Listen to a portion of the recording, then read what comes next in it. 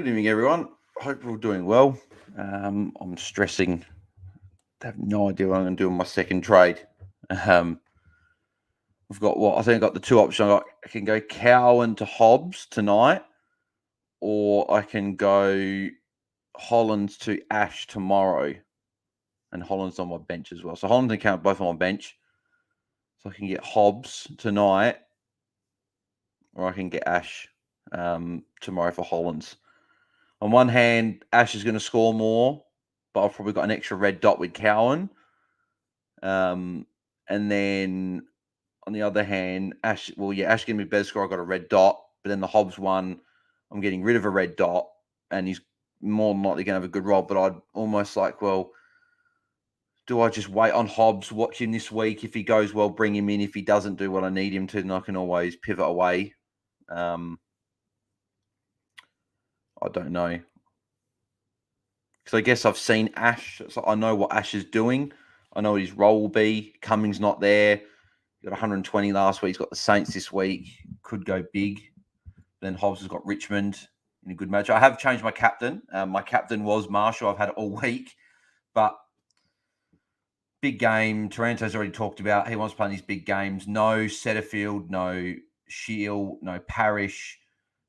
Hopper's not there, so Taranto's going to play full-time midfield. He's going to be on the ground pretty much the whole time, and I think he could go massive. So I've pivoted to Taranto captain because I think he'll go big. So, that's what I've done there. But, I honestly don't know what I'm doing. I've got, 8 minutes to decide if I'm going Hobbs or if I'm going Ash. So let me know in the comments below what you guys would do. Be interested to see if you guys would go Ash or Hobbs.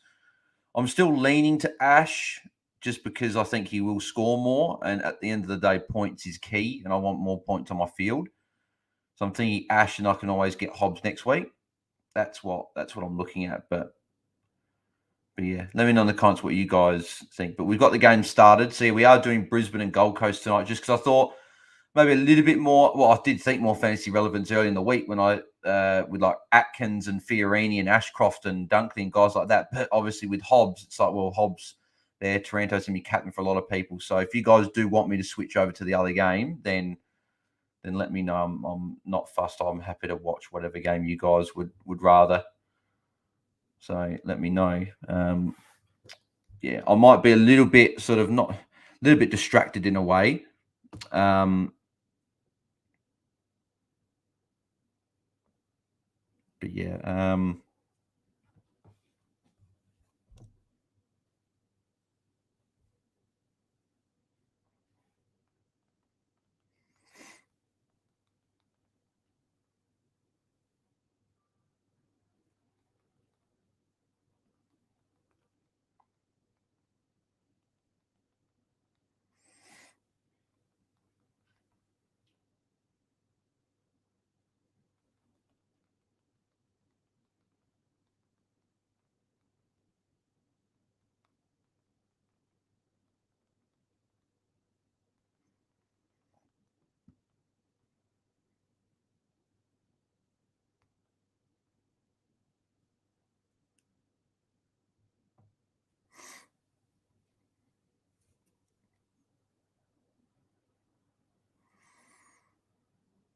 So Brendan says, go Ash. He's a stepping stone to a primo. Yeah, no, that's what I mean. Whereas I guess, like, Ash has got a 50 break even. Like, at worst, he's going to average, 85, 90 to the buy. And I can just sideways Ash to a primo at the buy. And you can always get Hobbs in next week. Whereas if I get Hobbs, it's like I haven't seen the roll yet. Obviously, you go a week early. I'd almost rather watch a week, and then you can get him next week. And I can still do like a Cowan out, and then and then if like I want to go Jinby or a Peddler to Hobbs, I'll still be able to do that.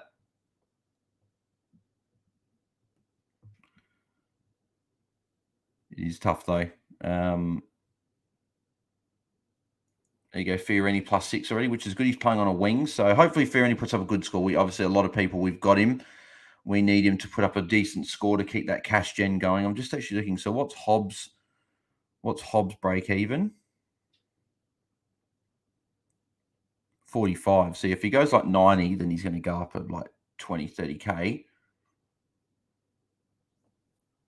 And I wouldn't be able to do a peddler up. I'd have to get rid of another rookie instead of Cowan.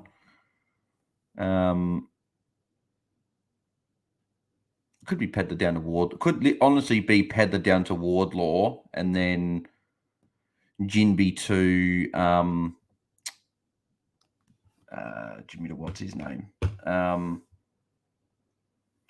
Could be Jinby to Hobbs next week. That I'll definitely be able to do that.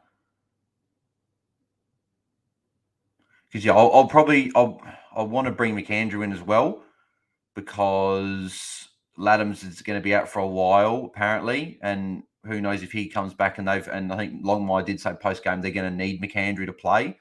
So as that ruck that's going to play, I'll probably want to bring him in.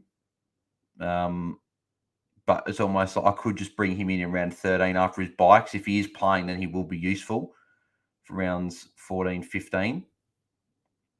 And in round 13, if you can loop him. Sure, probably don't need, because I probably don't need him for the round 12 because I've already got him on bye. So it's probably going to be a mistake to bring him in next week. Yeah. Jay, so I've gone Vita Wardlaw and Samson Rynder Hobbs. Yeah, I like that. It's good.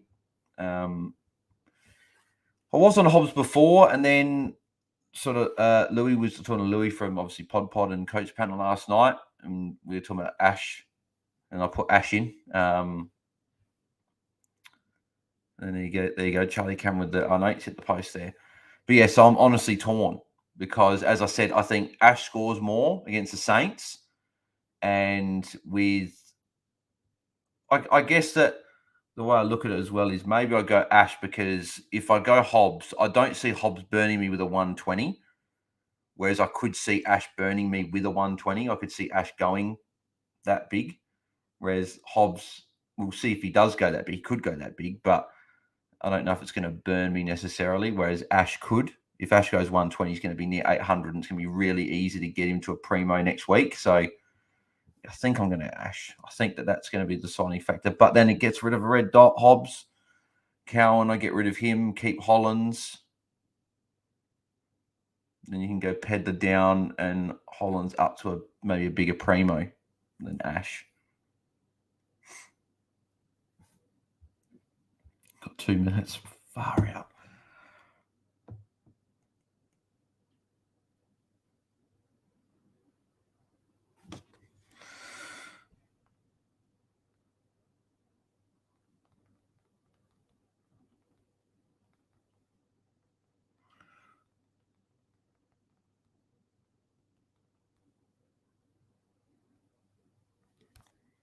Oh, they message Holmesy, see what his thoughts were. He's like, back yourself, mate. And I said, mate, I can't back myself because I don't know what way I want to go. So, yeah, I'm not sure. Yeah, JD Fantasy is very stressful. It definitely is. I've hardly concentrated on the game here because I'm sitting here going, am I going Hobbs or Ash? I think I've got to go Ash. It's already 7:09. I don't want to have to trade, then it messes up. So yeah, so Cowan there, Hollands there, and then obviously Hollands will go to Ash. I think it just upgrades my points on field more. As I said, I have changed to Taranto captain.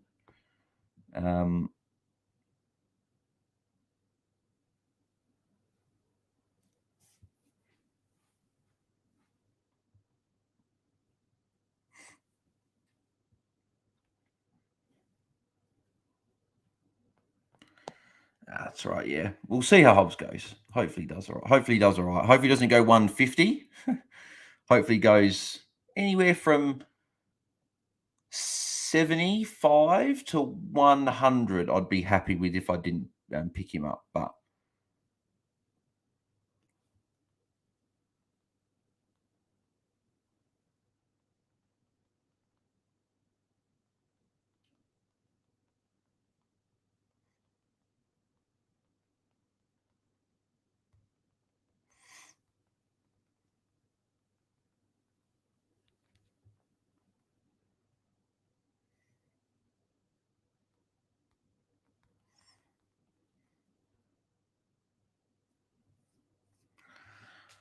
All right. Beautiful. That's all done. So I guess it's probably a good thing that game has started. The other game started, so I don't have to bloody stress about Hobbs or whatever. I've made the decision, and we'll see how it goes. Hopefully it goes okay. I know a few people have brought Hobbs in. There would have been a lot more people that brought Hobbs in leading into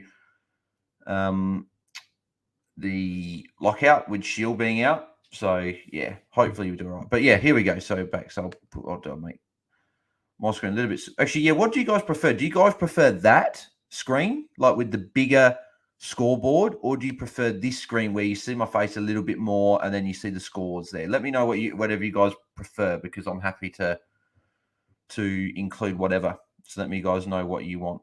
And yeah, as I said before, yeah, let me know if you want that screen or this screen, and then let me know if you want me to keep it on the Brisbane Gold Coast game, or if you would like me to switch it over to Richmond and Essendon. I'm not fussed. Part of me wants to watch Brisbane and Gold Coast because I've got Atkins and Fiorini. I don't really know if I want to watch Hobbs, just because if he goes 100 plus and makes me look like an idiot, then it's going to be tough. So, yeah, I'm also keen to see what Humphrey does tonight.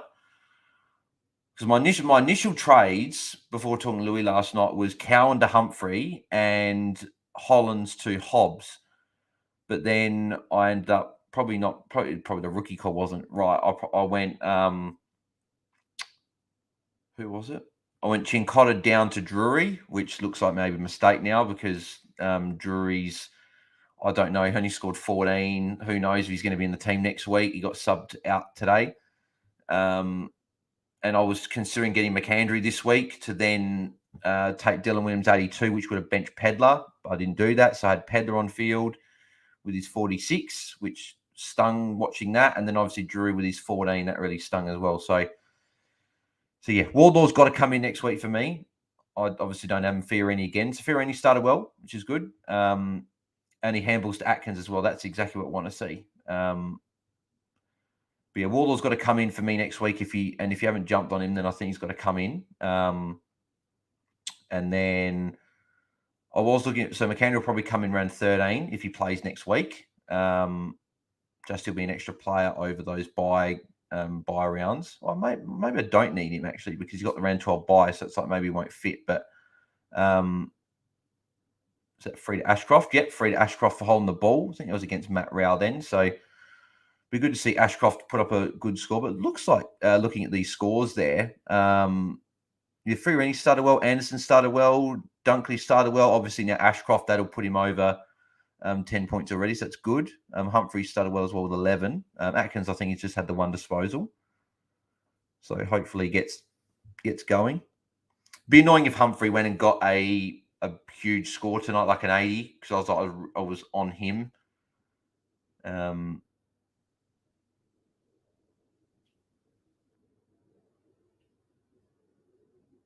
Ashcroft drops a mark. It would have been a +6 there.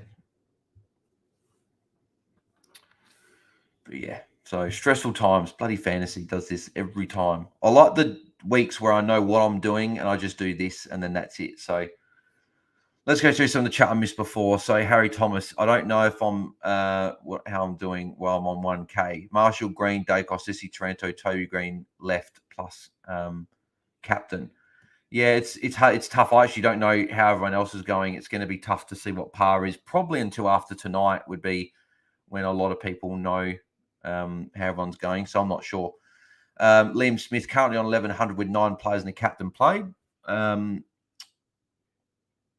not sure how. Again, I'm not actually sure how that is. I actually haven't looked at how much par is and stuff like that. So,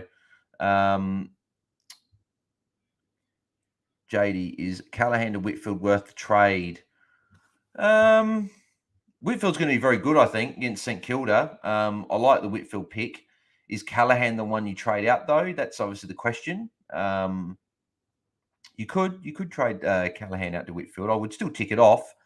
If you've got no other, like, sort of those rookies scoring sub, like, 50s and 60s, and you've got maybe just an Ashcroft, maybe if you've just got Hollands, you could probably do Callaghan up. But, yeah, it just depends on your team, JD. But I do tick it off if your team sort of suits doing that sort of trade.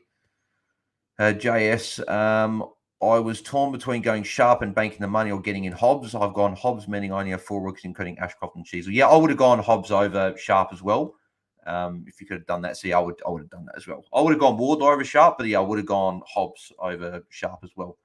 And the news of Ladden's being out for next week. I'll go Sansa Ryan down to McAndrew and put Atkins in defence and trade JJ to a midfielder. Yeah, I like that next week. Yeah, and then there's Humphrey again with a +6. So Humphrey started well, which, again, I probably should have just followed my gut originally and not worried about Drury got Humphrey. That's going to really pain me now. I can see Humphrey's going to go big, make cash, and then Hobbs is probably going to go pretty well. It just depends with Ash. If Ash goes sub 100, then that's really going to sting. There you go. Humphrey's the leading scorer of the game. So, yeah, bloody hell. And Humphrey would have been probably on my field if I brought him in, I think. He would have been on field for Pedler instead. I could have gone Wardlaw as well, but, yeah. Who knows? I might have stuffed my team up completely with trades this week, but we'll have to see. Ravel window clean says Bales into the building. Yes, I have stress Bales though, because I'm not sure what's going to happen. I really don't. Jody, I missed out on Brayshaw today. That's all right. Yeah, I picked Jack Steele over Brayshaw a couple of weeks ago, and not only has Brayshaw outscored Jack Steele by a lot, I've also lost a bit of money as well, because obviously Steele's gone down about 50 odd K. Brayshaw's gone up about 60, so it's about 100K swing in the team, which is really annoying. Corey Blackledge took Wardlaw score over Fiorini and Hobbs for Chandler, but annoying. I couldn't afford Butters, was 10K off this week. Butters, Rosie, English, and Laird may kill me. Well, I was very happy with Laird today. I wish I backed him in as my VC, because then I wouldn't have to stress about the captain choice. It would have been one drama that would have been solved. But no, it's good to see Laird back to his 130 ways. Been obviously since round second score over 130 this year, since round 2. So yeah, he's a good target for people looking at Laird. He's not going to get any cheaper now. He's going to be hopefully going up in price. Would be good if he can get near that 1 million that he was at the start of the year. Yeah, JD, you don't mind Callaghan and Whitfield, do you? Not too much for sideways trade. No, I don't think so, because Callaghan's going to be traded, whereas Whitfield could potentially be a top 6 defender. I worked it out yesterday, and Whitfield taking out that 48 that he scored, where he got concussed in round 1, he's averaging 96 for the year. And that's when he doesn't have that. He's with Cumming back there. Now, Cummings out for the next 5 weeks. He could do pretty well. So I think he could potentially sneak into those top 6. If not, he'll be a top 10 defender. So I'd rather get Whitfield. So it's not a sideways trade. Just depends what the rest of your team is like, JD there. So don't know how. That's a great kick. Beautiful kick. That's a goal. So Brisbane get their first goal. Brendan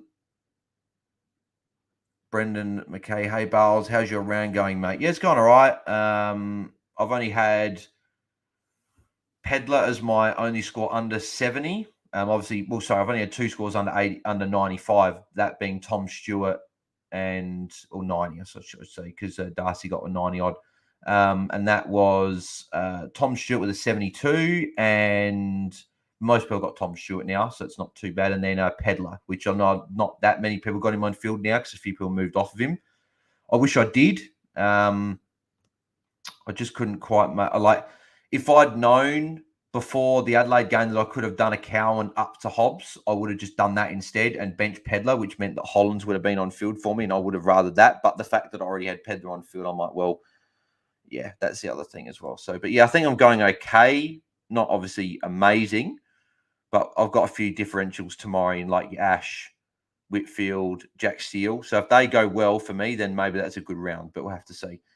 JS, I've gone McVie and Wardlaw to Sansa Ryan or Hobbs. No, hang on. McVie to Wardlaw, Sansa Ryan or Hobbs. Yeah, I like that. That's good. You're getting rid of 2 guys that are maxed out in price, and you're getting some more guys. Humphrey getting more involved now. This is not great. 21 points already for Humphrey, and we're only halfway through the first quarter. And he's going to get a mark there as well. God damn it, man.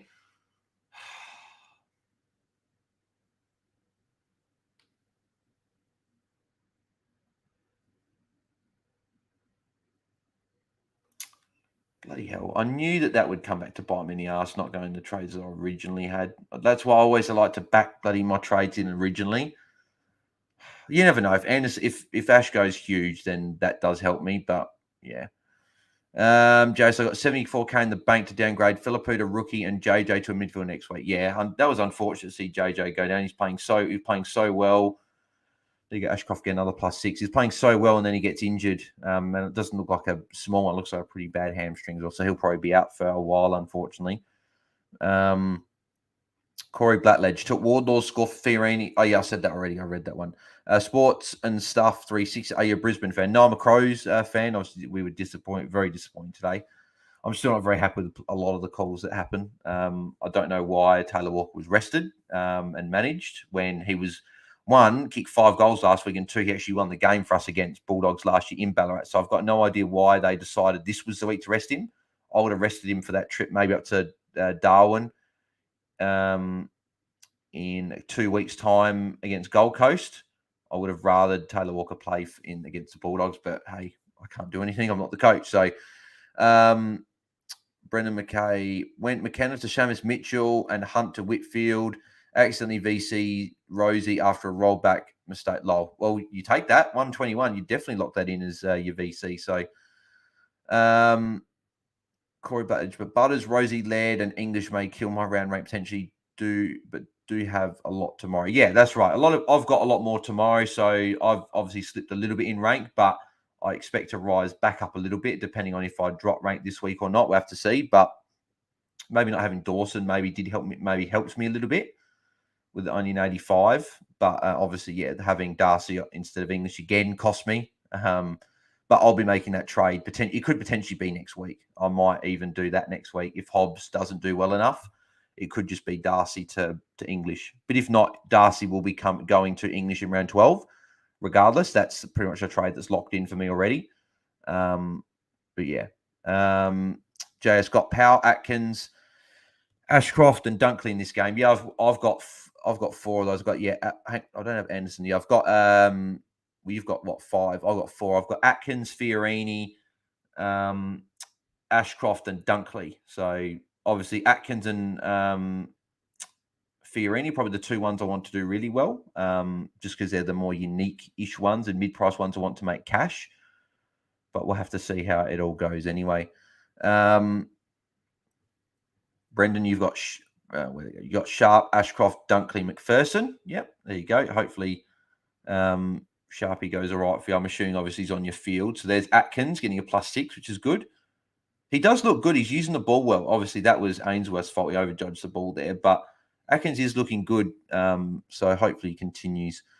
Revel Window Cleaning says, what's best next 5 weeks, mate? Not just this round. You're still, what's best for the next 5 weeks in terms of, like Ash or Hobbs. Yeah, I think that the way that swayed me to Ash in the end was just the fact that he'll allow me to trade him to a primo in round 15 and he could make 100k. And that means because I got Zeeble and Sheasel, it'll allow me to go to a big midfielder in round 15. So I've got probably my eyes set on those round 14 primos. So like Oliver's probably the one that I know that there's a bit of a cloud over him now. Apparently went off with a bit of a hamstring concern late last night in the game. So maybe that's where that's the other thing as well with keeping Cowan is that if Wilmot was to go big tonight, like and go 70, I'd probably bench Jinby and take Wilmot. That's if he went and had a good score, but we'll have to see if that happens. So it gave me that option as well. But yeah, Ash will be a lot easier to get to a primo, whereas I can always bring in. Is that Humphrey again? Yeah, it's Humphrey again. Far out, man.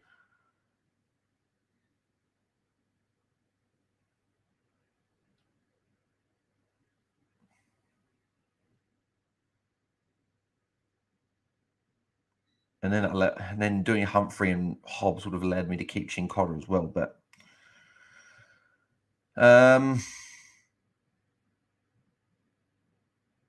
Jason need a bounce back from Anderson, need a big score. Yeah, well, he's doing okay. He's on 26 already, so he's looking on track like he'll do pretty well for you. JD got McPherson as well. Brendan McPherson needs to pull his finger out or he's gone. He's on 16. He's tracking along. Okay, still 5 minutes to go in the quarter, so I'm sure he'll get to a solid enough score.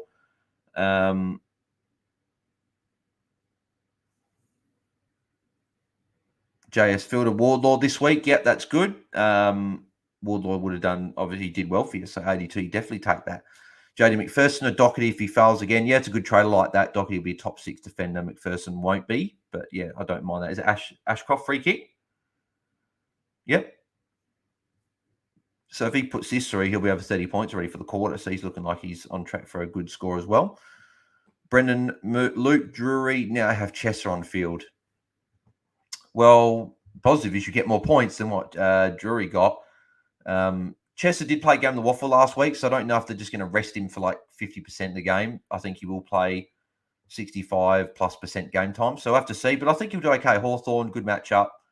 So I think he'll go okay. There you go. Ashcroft puts it through. So Ashcroft gets his goal. So he's above 30 points, which is nice. He's up to 31, I believe. But yeah, I'd play Chester over Drury. But yeah, I guess that's, yeah. Corey Blackledge. I'm hoping Fearing doesn't go big, bigger than Waldor as I took Waldor emergency over him. I would have probably I would have banked the 82, guaranteed points. What worst case, Fearing he goes 100 for you.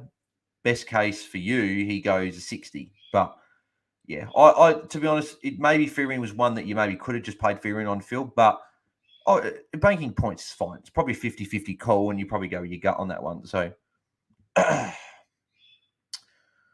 Brendan McKay, how do you feel after the Crows game, mate? Yeah, so I was just I actually know there was a few minutes ago you put that in, Brendan. So I probably said about that then, but yeah, very disappointed.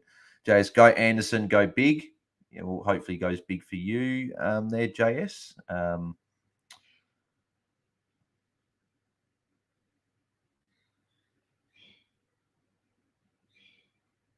McKenna gets a tackle there. So Robbo Fontana, hello. Robbo, hope you're doing well, mate. Thanks for tuning in. Ouch. Evening, Bales and all. How is everyone? Yeah, not bad. Probably stressed out for the day. Too much stress of fantasy. Yeah, and then bringing in Drury was not great. When I could have got Humphrey over him, and Humphrey's already almost tripled his score.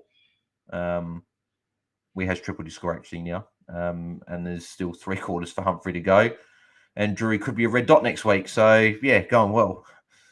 But yeah, actually, let me have a look at the damage that Hobbs is doing in the other game.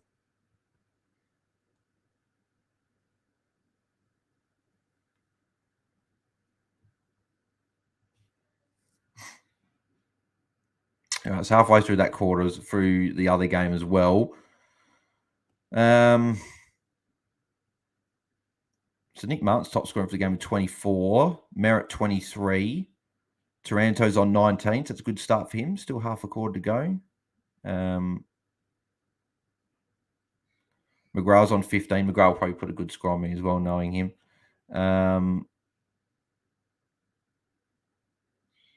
Well, okay. Hobbs only on 4. Okay. There's still plenty of time. Still half a quarter to go. So I'm sure Hobbs will probably get his way to a solid quarter still. But only 4 points to start. So he's not burning me as of yet. But that is going to change. I've got no doubt.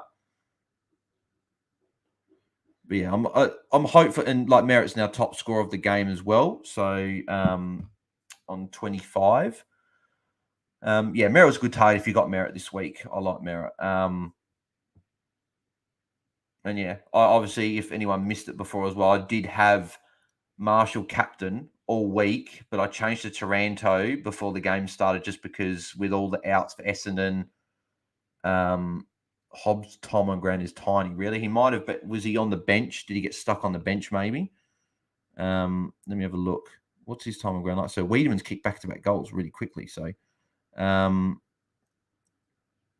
on ground, what's Hobbs at? 43%. Yes, he would have started on the bench. So that's why. So yeah, he'll probably pick up the fact he started on the bench. But they have sort of slowly brought him back. So as long as he doesn't go over 90, that I then, well, as a non-owner for me, I hope for you guys, he goes well for you. because you probably made that call to bring him in.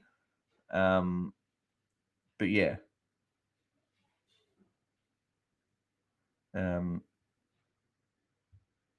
Yeah, Humphrey's the one probably killing me at the moment, unfortunately.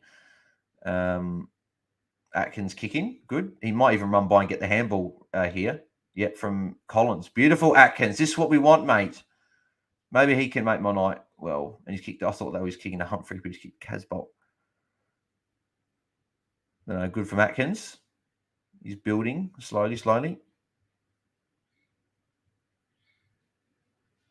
Will Power there with a +6. So a few of you guys in the chat there have got Will Power on your side. So who's that is that instead by Lockie Neal? So interesting to see how Lockie Neal goes. He's got that round 12 buy. He's going to be really, really cheap. So he could be a buy play for 3 weeks potentially. So I've got my eye on him to see how he goes. I'm not sold on him being a top 8 defender. It'd just be a 3-week play of bringing him in. So Corey, I was going Hunt and Chandler for Ash and Humphrey, but went safe with Hobbs and Wardlaw to bank 290k. Yeah, I don't mind that. Obviously, I went Ash over Hobbs. I just like the matchup, and I guess Ash is closer to a primo. And the other thing as well is bringing in Humphrey and Hobbs, if I was to do it this week, that means my last 4 trades would have been Humphrey, Hobbs, Atkins, and Dylan Williams. There's no real upgrades per se. That was the other reason why I like the Ash move, because Ash is sort of in between that mid-pricer to underpriced sort of primo level. He's not a premium like what I'm saying. He's just that underpriced guy that's been doing really well. Get on him, make some money that way, and then I can go to a big midfielder, which some people might not be able to get these big midfielders. So that's sort of the other reason why I thought, well, if I can get a guy that's going to make 100k, good role, good run, if he can make good money, I can go him to a midfielder in round 14 or around 15 if I want to, whenever I want to do that, and then bring in someone that's going to go big. So like Brayshaw could be a guy that I bring in as well. If I don't have Dawson, but like Dawson's going to be coming off his buy in round 14. Maybe I get him for Ash. So yeah, it's just, I probably looked at it like that, but yeah, just the bloody amount of stress. So that's what I mean. So getting Ash, I wouldn't have been able to get Ash if I got without getting Drury. Would have had to get McAndrew. So I guess I would have probably rather got McAndrew. There's Toot Miller on the bench there. Hopefully he's back soon. But could have gone McAndrew over Drury, but I thought McAndrew could score a 20 or 30, and then he gets dropped. So looks like Rao's doing a job on Lockie Neal, like sort of standing next to him. Bit of a bumping and shoving between the pair there.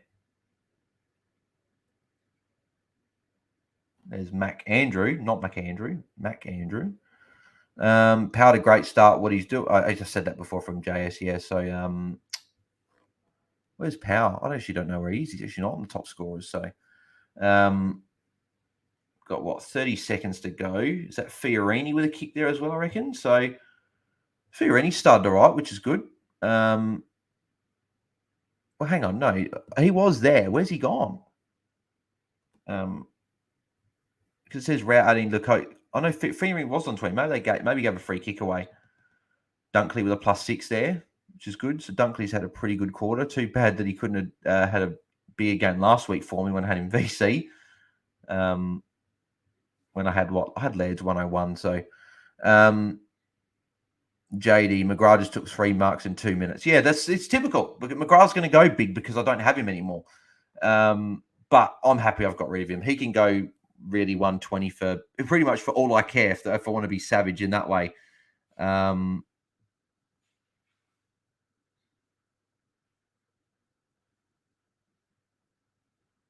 Apparently Hobbs is doing pretty well. Let me have a look at we'll have a look at how the scores are going in a sec in that other game. As Dano kicks the goal for quarter time. So Brisbane are up by 9 points. So let's have a look at how we went in the first quarter. So Canadian Coleman top scoring 34. Bailey Humphries next with 32. Obviously one of the guys I was looking at. McCarthy and Ashcroft both 31. So good stuff. Ashcroft, Danaher, McCluggage on 30. Anderson, Ballard 29. Witts, Dunkley 28. Starcevich 26. Andrews 25. You got Fiorini's on 20 there. Neal's on 23. Rowe's on 17. McPherson 16. McKenna's 15. Atkins 15. So Atkins maybe a little bit unders. Well, you probably want a bit more. Wilmot's only on 8. So obviously I was talking about before. And then Sharp's only on 3. So quiet start for Sharp there. So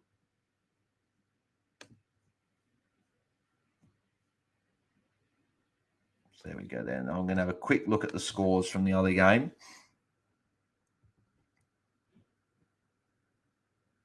Let's have a look.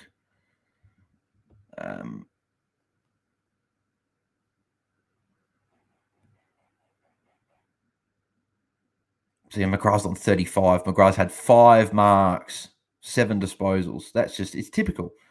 Vlosten's top scorer on 38. Nankervis is on 36 as well. Good start for him. So Martin 34, Merritt 31. Okay, Taranto's only on 22, so he's slowed down a little bit there.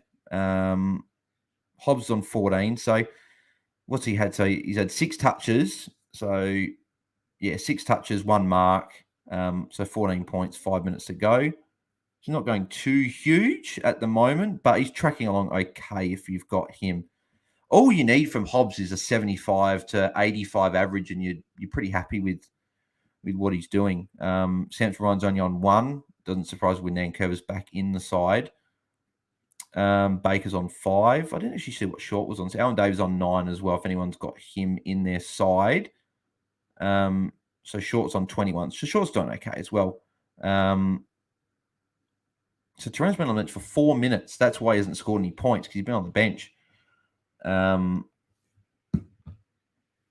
yeah, hopefully Taranto gets back on. It'd be annoying if Taranto went and had a poor one, and I could have backed in Marshall, but I just thought with the injuries for Essendon's midfield and Richmond's midfield, I just thought, well, maybe I'll just go and back Taranto, and he's averaging near 120. He's gone 4 games I think over 115. So it's like you just go the safe captain, I think. Brendan, Harry Sharp's had 1 kick. My week was looking too good. He's taken it upon himself to sort that out. Boo. Yeah. Hopefully he can pick it up for you moving forward. Ouch. Lol. Yes. Haha. McGrath somehow scoring amazing. Have you got him still? Ouch. I got rid of him, but yeah, if you've got him, then you'd be pretty happy with that. He's needed to do something for a while. Underscores far out. Decided to go Sharp out of him, Wardlaw, and Humphrey. Yeah, I was pretty big on Wardlaw over Sharp all week. I said that obviously on a few Twitter space, but I thought Sharp was still good. Needed 7 break even, make good money. I just thought Wardlaw with the job security over the buys would have been a bit more maybe important, I guess, if you needed the green dot. But yeah, hang on, give me a second. I'm just going to turn the heater off in my room. It's actually getting really warm in here, so give me 2 seconds. Hang on.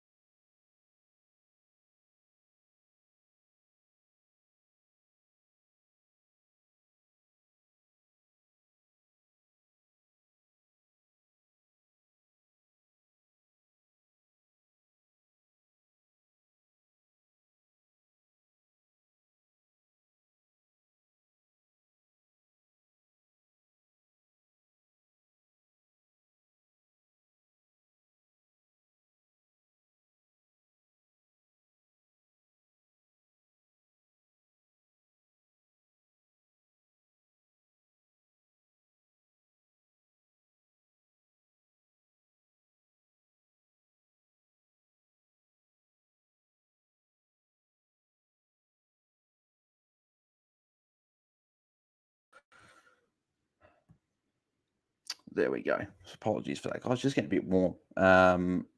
As I said, if you guys want me to change over to the other game, let me know. If you guys want me to change from this screen that's on here to this one, whatever you guys prefer. If you guys prefer this, so you can actually see me a bit and then the scores, or if you guys prefer the other one, let me know. I'm happy to do whatever you guys would prefer.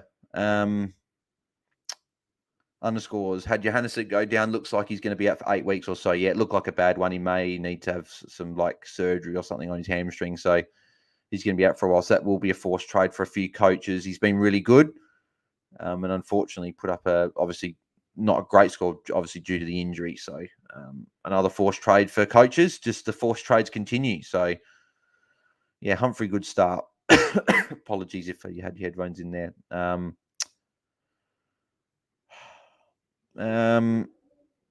Ouch. Hey, Bale, sorry for the question, but I was working and didn't see the Crows game. Did Dawson's quite game come because Laird went well? Nah, I just think Dawson played pretty average, to be honest. I think that was one of his worst games for the Crows, I think.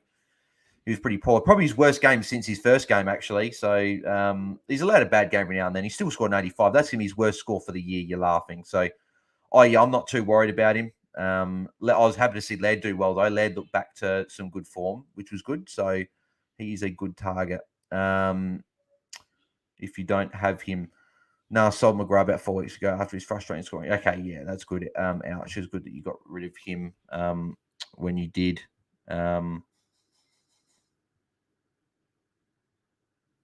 Yeah, apparently Hobbs has only had 55% time on ground the first quarter, so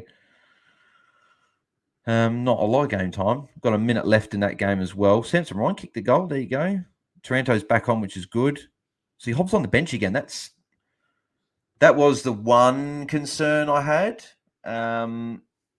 Was that, just the low game time. I thought, well, he'd have to probably play 75, 80% to put a big score up. But you never know. He might still play a lot more in the second half, but we'll have to see. But Moonboy, Humphrey, and Wardlaw essential. I think Wardlaw is. There you go. Sharp just took a +6 there. Kicks it to Ashcroft. Beautiful. Two young guys working together. Wardlaw's essential, I think, just because he's going to have good job security. He's going to be a rookie. He can actually play on field. He showed today that he can score well, and that was from low game time. I think as he plays more games, he will get more. There you go, Sharpie. Back-to-back +6s in the space of about 10 seconds there for you, Brendan, and whoever's got Sharp there. So you'd be happy with that. Ashcroft, another kick. Ashcroft's gone well, isn't he? Wow, he's top scoring for the game now, 37 points. But Humphrey. Humphrey. You don't have to get him in. Is that Lockie Neal another mark there? Because Humphrey's going to be over 400k next week, so I guess you could bring him in next week still, depending on how he goes. But yeah, I would have loved to have got him this week, and I was going him this week, and changed it. So just I wanted to get Ash, but we'll see if that works out or not. We'll have to see. Obviously, it will just depend on how Hobbs goes tonight and how Ash goes tomorrow. If Ash can score 110 plus and Hobbs goes around that 70, 80 mark, even 90, then I've won for the week because I got the more points. But we'll have to see. Underscores also switch Oliver to Merritt, but for some reason the trade didn't lock or something. Merritt up to 41st quarter. So what you didn't, you weren't able to get Merritt in. Underscores, you had to get Oliver. You'd be happy with getting Oliver, but obviously the thing that's annoying now is that he might be potentially under a bit of a cloud with a bit of a hamstring. I don't know if you saw that. Mitch Cleary reported that would have been about an hour ago about him being sent for scans today on a hamstring. So again, if Oliver's now out, that's just another forced trade again for coaches that have got him, and there's a fair portion that have got him as well. So yeah, Brendan, what score you take on from Toronto as VC of Marshall's captain? Yeah, so I've got Toronto captain, but I'd take anything. For me, I'm probably a bit safer than most. I'd take anything over a 110. Goulden got a 106 day. I was a bit disappointed with that. He had a really bad first quarter, and even his second quarter was okay. Actually, he got about 30 points, actually. Humphrey, there you go, another +6 with a good mark there. So he's just continuing to play well and make me not picking him maybe look really stupid. But yeah, I'd take anything over 110 personally. But if you want to be risky, you could say 120. But if Toronto goes 120 plus, I think your decision is made for you anyway. And let's hope that he can do that. We know that his first quarters are pretty quiet most weeks, and then he goes big from there. So quarter time in that game. So let's have a look at the scores in that game. So we've got Ridley's top scoring on 47, Merritt 43, Redmond 43, Nick Martin 40. So a lot of chip marks there for Essendon. Bolton 39, Vlostone 38, McGrath 35, Short 34, Rioli 32, Ross 31, Caldwell 28, Mansell 28, Zirk Thatcher and Wiedemann and Dusty 27. So that's disappointing. There's a lot of +6s out there, and Taranto's not here. Taranto's on 24. No mark, so 1 mark, no tackles. I'd be pretty disappointed now if I changed that, and I could have got a bit of a leg up if I went Marshall captain. But again, 24 is okay. Still on track for his 100, but we need him to go bigger than that, I think. Hobbs on 14. Baldwin's on 8 for anyone that went down that path. So yeah, I actually had a look at Caldwell. I thought, well, he's going to get midfield. What about him? But yeah, Taranto's the one. Hopefully, picks it up a little bit.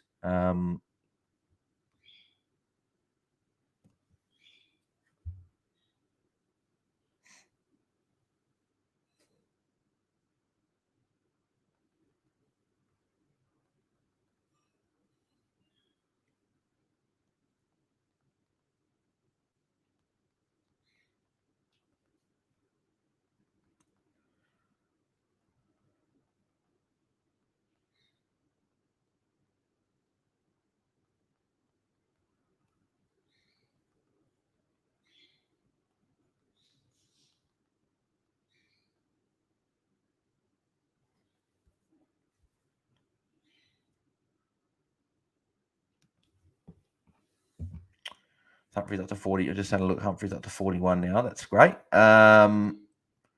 Stringer on 6, looking very quiet. Oh, really? I didn't actually see. I even forgot to look at Stringer. Ouch. I've got Taranto captain. Hope he picks up a little. Went with Goulden as VC and pass. Yeah, I went pass as well. Only 100. 106 is still not a bad score, but you want 110 from your captain. So that's why I didn't take it, even though it's only 4 points difference. But here's Fiorini again. So Fiorini, keep going, son.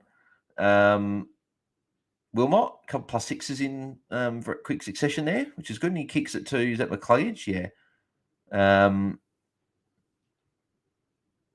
Marshall going to go 150, says Brendan. Yeah, he probably could be a game where he does go 150. That's why I did have him captain. I just changed to Taranto with the safety and the fact that he's got such a good matchup and there's all these midfielders out for both teams make it just, I think, an easier. And I think there was saying there's going to be rain later in the game, so it could come into effect good for Taranto if he can get his tackles and stuff, tackle numbers up. Yeah, outs. Thought Stringer might have got some more points with all the outs. Yeah, I don't know what he's doing in terms of midfield time and stuff like that, but I guess we'll have to see how he goes from here.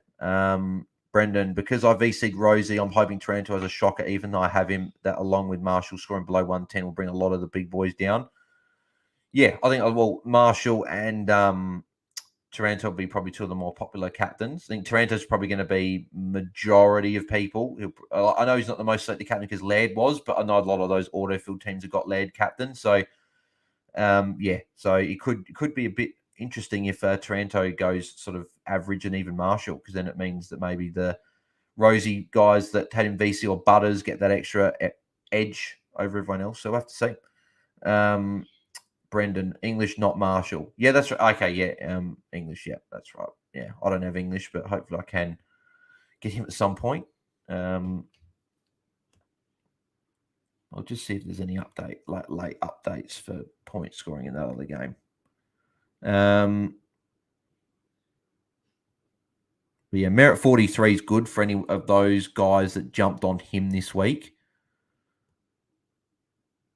So Taranto's on 28. Okay, so he got added a tackle. So 28 actually doesn't look too bad, considering he was okay for the first half and he was quiet sort of the second half of the quarter. So 28 points is not a bad result. I'll take it. It's near 30 points, still on track for near that 120 mark. So I'll take it as a first quarter. Because if we just have a 40-point or 50-point quarter, then all of a sudden he's on 60 plus points, and all of a sudden you're laughing if he's your captain. So hopefully he can have a big quarter.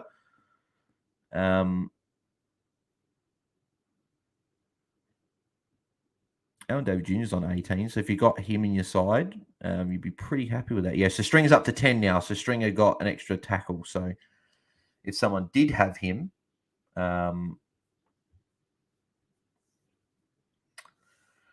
Corey Blackledge, hopefully Wilmot goes well. Have him as him on field for Chincotta. Yeah, we'll have to see how Wilmot goes. He obviously got a couple of plus 6s quickly. So he'd be on about 20 odd points. I'm looping him. Got Cowan on the bench. If he goes and puts up a 65, 70. I'd probably take that and bench Jinby. Even though Jimmy's got a good match, I'll just probably bank those points. Probably need a 70 to be fair. 70 plus is probably what I need from Wilmot to take his score, but we'll have to see how he goes. Hopefully he goes well for you, Corey. And I like him to go well because I'd like to take his score actually, but yeah, Brendan Soz meant English because heaps of people would have had VCs on him and took it on. If Taranto flops, that's a lot of people's captain. Yeah, that's right. Yeah, I think if people had English VC, they would have taken that. Or if they didn't, I would have advised them to take 121. 121 is a good score. Like as I've said, I'll take 110s. So, Andrew Griffiths, I want Taranto to go 90. Got him VC into Marshall, so I see you want Marshall captain. Yeah, I probably should have gone Taranto VC into Marshall just to maybe do that, but I thought Goulden was just almost an obvious VC for me. North Melbourne at Marvel, CBAs, no Mills. I just thought he was prime for another big one, and he went really well in the second half. Actually, no, he went well in the second and third quarter, not so much in the last and the first. I think he only got about 30 points in the last two quarters, and those middle two quarters went about probably 80 odd points, somewhere around there. So. If he had one more big quarter instead of the two sort of average ones, he would have got a 110, 120, and I would have taken that. So, Andrew Griffiths, no, I said that already. Brendan,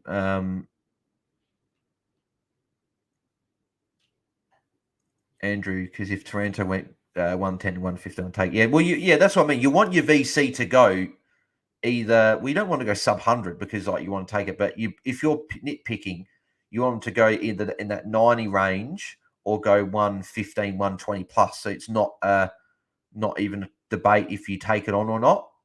So sub 100 or above 115, because then you've your decisions made. Whereas if they get anywhere in that, as you said, that 110 range, that's when you sort of think, oh, could I take it or not? I take 110s, just I'd rather take it because even if your captain goes 130, it's only 20 points. And I'd rather cost myself 20 points than potentially a lot more. So, that's why fantasy's stressful. It's a stressful bloody thing we do. So, hey, Brendan, my VC cutoff is 120 this year. I guess as the season goes later, that's when a lot of people do go 120 or more because you see a lot more tackles, a lot more like these averages bump up later in the year. Ashcroft, another free kick. He's going really well. He's going to be near 50 points. Then he gives it to Dunkley as well.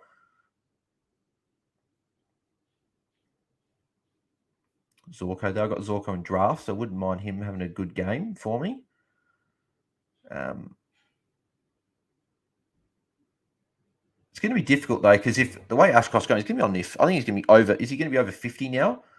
If he's over 50, Ashcroft's going to make it really difficult because it's like, do you trade him at round 12, or is he one of those guys you hold for rounds 13, 14, 15 and trade him at round 16? It's going to be really tough. Ashcroft's making it really difficult because even if he goes 90 plus from here, you're not really going to know what to do with him because it's like that's 3 of his last 4 being like 90 plus. If he does go 90 plus, it's going to be really difficult conversation of what you do. Humphrey looking really good. Oh, hang on. Is that free kick? Probably a good thing he was going to McPherson there and then Humphrey not getting any more points. He's already going to be going up how much cash and he's only played a quarter and a half.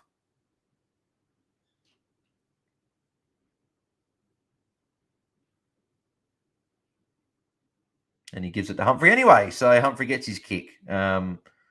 Humphrey's going well. Big mistake for me not getting him. I was hot on him all week. I was almost wanting to talk people into getting him because I thought he was a really good pick. Dunkley, another +6. He's going well now. Moves Dunkley to 50 points. I was trying to talk people into Humphrey this week and had him and Hobbs, and then obviously changed to Ash and Drury. If Ash goes 120, it probably means I win. I just miss out on the cash gen from Humphrey. And maybe points on field for Humphrey, actually. But, yeah. Dunkley, top scorer for the game as well, so which is good. I see Fiorini's name in there, which is nice. Brendan, I wasn't even thinking of taking that on because of the Marshall matchup, but I've taken it. Yeah, I won. Yeah, still Rosie 121. Brendan, for you, I would have definitely taken that regardless of matchup. On 121, if your captain scored that, you'd be pretty happy with that.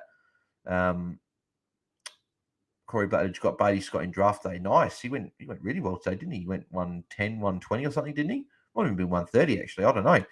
Let me have a look, actually. He went really well. I don't know what role he's playing. Looked like he was tagging Goulden really early, and then just continued for the rest of the game. Yeah, 121, 33 touches. So he looked good and kicked a goal as well. So Simpkin 115 as well was another one for Northern that went well if anyone jumped on him as an underpriced option there. Humphrey, another kick. Taranto kicked a goal to open the quarter as well, which is good for us captainers that have got Taranto. So hopefully that'll move him near 40. If he's above 40, then we'll see. Yeah, so yeah, there you go. Ouch just said he just gold. So yeah, hopefully Taranto goes huge. It'll sort of then justify me going him captain. Because I know a lot of people went in captain anyway, but I did change, as I said, from Marshall to Taranto before the bounce. So obviously you want Taranto to go well because then it sort of justifies you changing it. Because sometimes, you know, when you change it, things last minute, Ashcroft could get a free kick there. He doesn't. Wilmot will get it here, though. Wilmot's looked good in this quarter. I think it's 15 points. He's up to, I might have missed some points as well. There you go. Holman getting in Ashcroft there. I think it was Holman that actually got him high. I don't know if there's a free kick. The camera's going around. I think that was that Anderson? Yeah, Anderson with a couple of touches there. So Anderson moving along quite nicely. This game's a little bit all over the place. Ashcroft again. Wow. He's gone huge. It's on 57, and there's still 10 minutes to go in this quarter. He just gets open for these little plus sixes. Like he's reminding me of that your Dacos, your Goldens, where he's always open for these little plus six short kicks. So looking really good. So he was obviously good. I'm glad that I was holding on to him. Ouch. The theory of Ashcroft scoring really well at the Gabba continues. Yeah, I know. Ridiculous. He scores really well there. I'll be waiting about to see him in person next week. Got the Crows, Adelaide Oval next week. So it'll be interesting to see how he goes there. Apparently the Crows have been a bit more difficult to score on, but a few Dogs guys went big today. So, yeah, Ashcroft 57. Humphrey on 47 as well. So that's stinging a little bit. I'm trying to get upbeat. People are probably maybe watching me here thinking, Bales is a bit down tonight. Not got as much energy as normal. But yeah, like even with Ashcroft doing well, I'm like sitting here thinking, oh yeah, it's going all right. Atkins kick in. Is he going to play on? He hopefully does.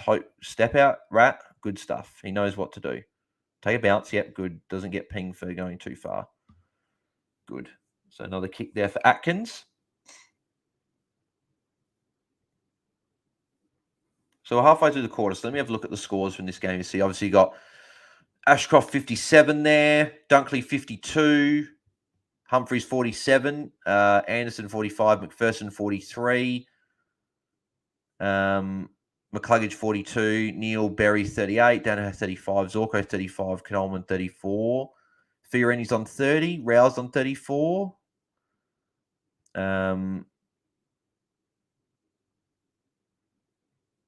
So Atkins on 18. So is that his only disposal for the quarter, that kicking? It's a bit disappointing. Hopefully he can get more involved. Wilmot's up to 26.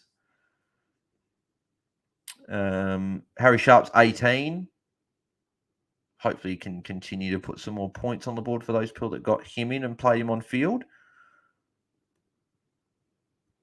But so there you go. There are the scores so far, halfway through the quarter. Still half quarter, still plenty of time for players to score well.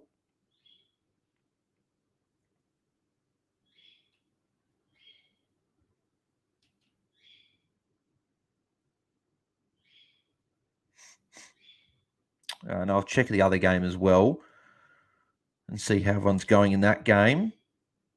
So I'll just go points for the quarter. So Merritt's on 65. Wow. 22 points in the quarter. We knew this was going to happen. There you go. Atkins plus 6 here. We knew Merritt was going to go big. I wish I could have got him in this week. I could have if I traded Fiorini. I just wasn't keen on trading Fiorini because I wanted him for the buys. That's why I got him in. But Merritt 22 points a quarter. Hobbs done 16 points a quarter still, and it's only like 6 or so minutes in. He's played the whole quarter as well, so obviously he will come off at some point. But 16 points a quarter is good. Means he's up to that's 30 now. So tracking okay. Is that Ashcroft? Ashcroft again. Pass it to Wilmot. So Wilmot's now on 32. Wilmot's starting to move up a little bit, which is nice. Be good if he can put a good score on the board. Rain, a good mark there. Taranto's on 12 points, so he only had the mark and goal. But still, 12 points is still fine. He's still on 40 points, still plenty of time. Has Taranto come off? No, so he hasn't. So he's played the whole quarter. So you probably want him a little bit more getting involved. There you go, McGrath's on 0 points. It'll be interesting to see what McGrath ends up with at the end of the game. Be at merit 65, that's pretty impressive.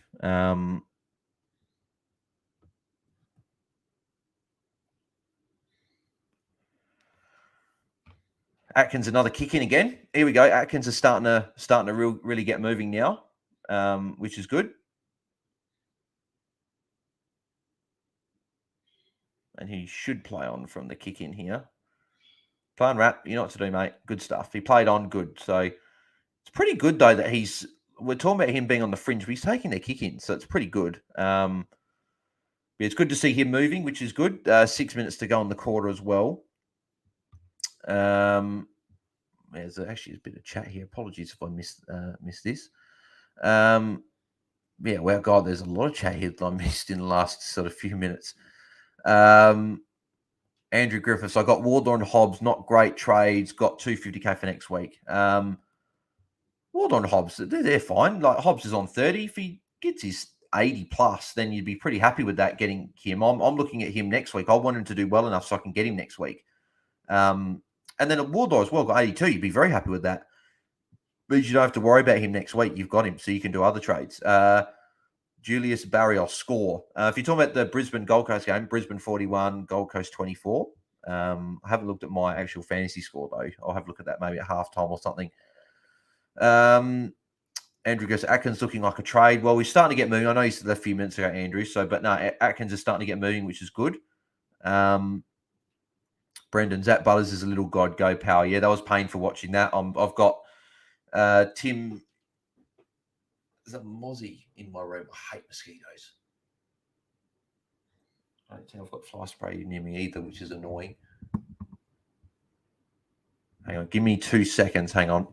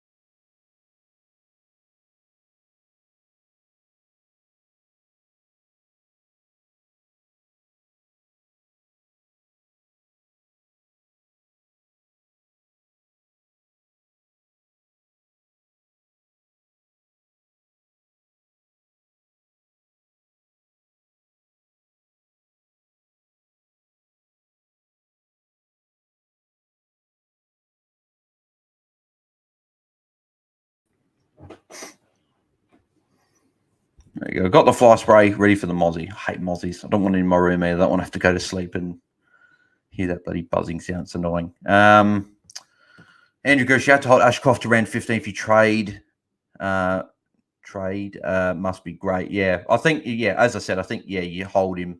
The way he's going, he's on 63. Like, geez, he's going well.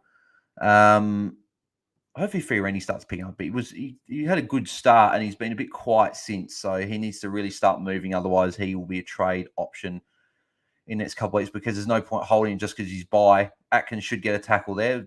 Probably could have been holding the ball, to be fair. Bit stiff, they didn't get paid it.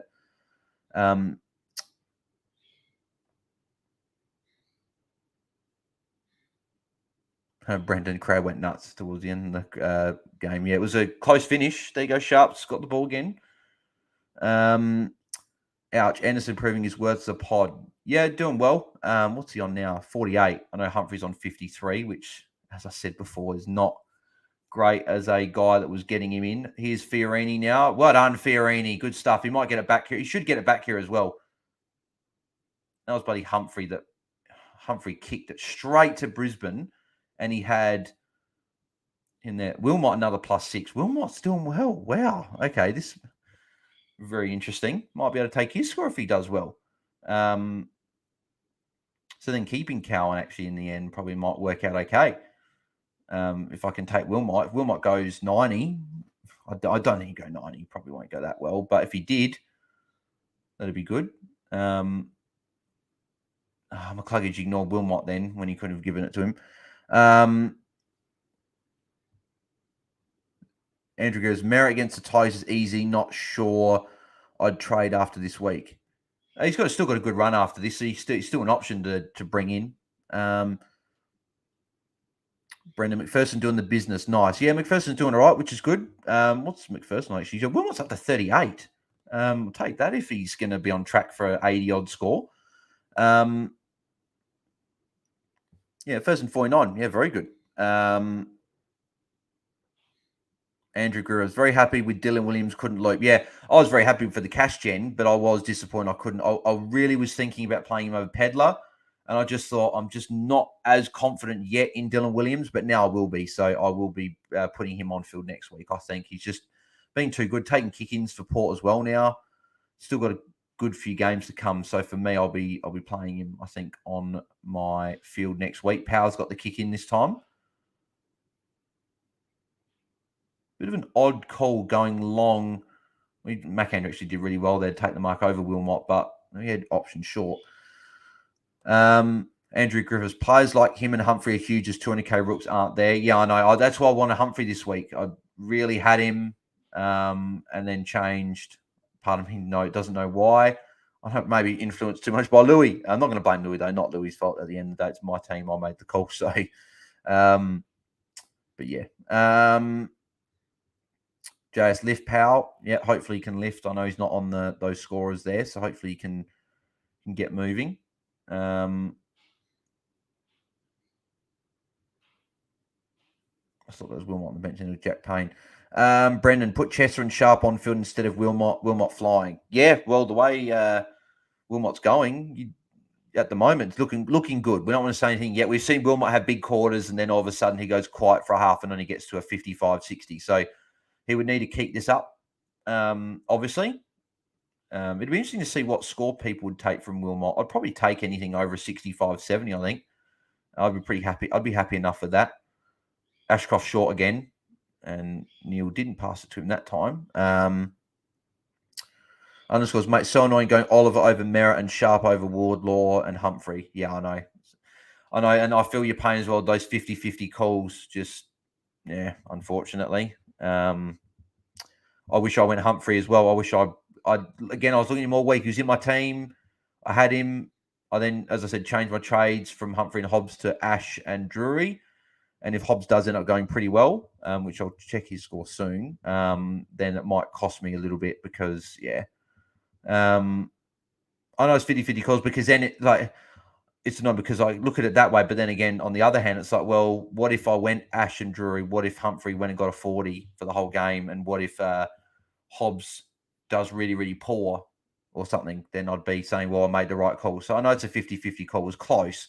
Wilmot again. There you go. He gets another kick. That's a good kick as well to Lockie Neal. So Neal's starting to get pretty busy as well. He's over 50. McCluggage is doing well as well. He's over 50. So he's on 60. He's top scorer for the game now, 66 McCluggage. So Wilmot, I thought he was going to get a kick there. Is that Casboll or is that Humphrey free kick? God damn it, man.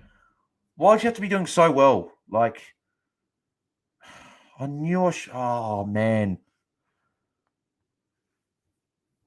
Even if Hobbs does average and Humphrey goes like this, it's going to really bloody cost me because Humphrey 18 touches. I know should have bloody done it. I should have just followed my bloody gut. I should have not followed my gut. I just should have followed what I was doing and not been influenced by anyone. My own fault. Ben King kicks it back within a couple of goals, Gold Coast. Brendan, I'll be happy with a 55 each from Sharp and Chesser. Yeah, I'd take that. Could have got Humphrey and Wardlaw next week. We could get Humphrey and Wardlaw next week. Is a play. Yeah, it is a play. Andrew, that's definitely for sure. So it wasn't Humphrey free kick, it was just downfield and Humphrey got it. Hobbs up to 42. Oh, far out, seriously. I've made the wrong call, and it's going to cost me a lot. I would have had Humphrey and Hobbs on field over Ash and Pedler. And that's looking like it's going to cost me a fair bit of points, which I didn't think it would have. Humphrey being off field, because I would have looped Humphrey tonight. I would have gone him and Wilmot and seen if I could get a good score of them. I would have had Chincotta still. I would have been able to play one of the two for Pedler instead, or play. Oh, no, I was going Holds out. So yeah, it would have been Humphrey or Wilmot on field.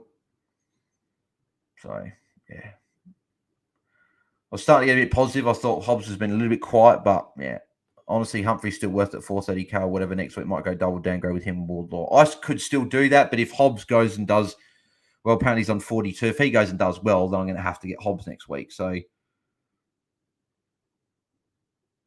Alan David Jr. is injured apparently. Hobbs is on the bench. Merritt's on 78. Bloody hell. McGrath 66. Yeah, that's typical. Short 63. Okay, Taranto's on 47. Considering it's a pretty high-scoring fantasy game with all these people on over 70, and he's only on 47, it's a bit disappointing. I know he's probably going to get to his... He's still 4 minutes to go. Has he already been off, Taranto? He probably has. Yeah, he's already been off the ground, so he's still got 4 minutes to score points, but probably wanted more. And then obviously a Hobbs 42.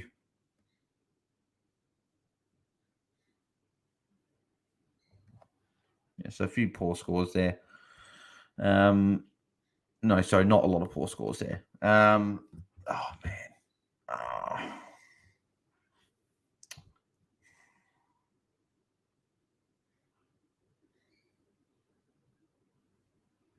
Brendan, if GWS lose, I think Faye will come in, then Drury has to go, I think. Yeah, Drew really, that's the killer. That's the one that's really pissed me off the most out of everyone. Just because I know there's a chance he gets dropped. That's now red dot that I'm going to have to try and fix in the buys. And instead, I could have got Humphrey, who's going to go up a lot of cash this week, the way he started. He's on 59 points at half time. And I definitely made the wrong call. It's really, really pissed me off. Because if I get a forced trade now as well, I won't be able to get multiple players. I'll have to only get one.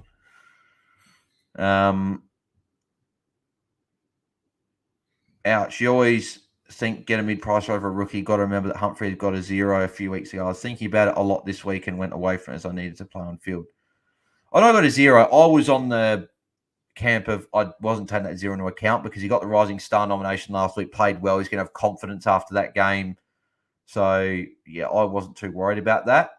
I know a lot of people were. I wasn't.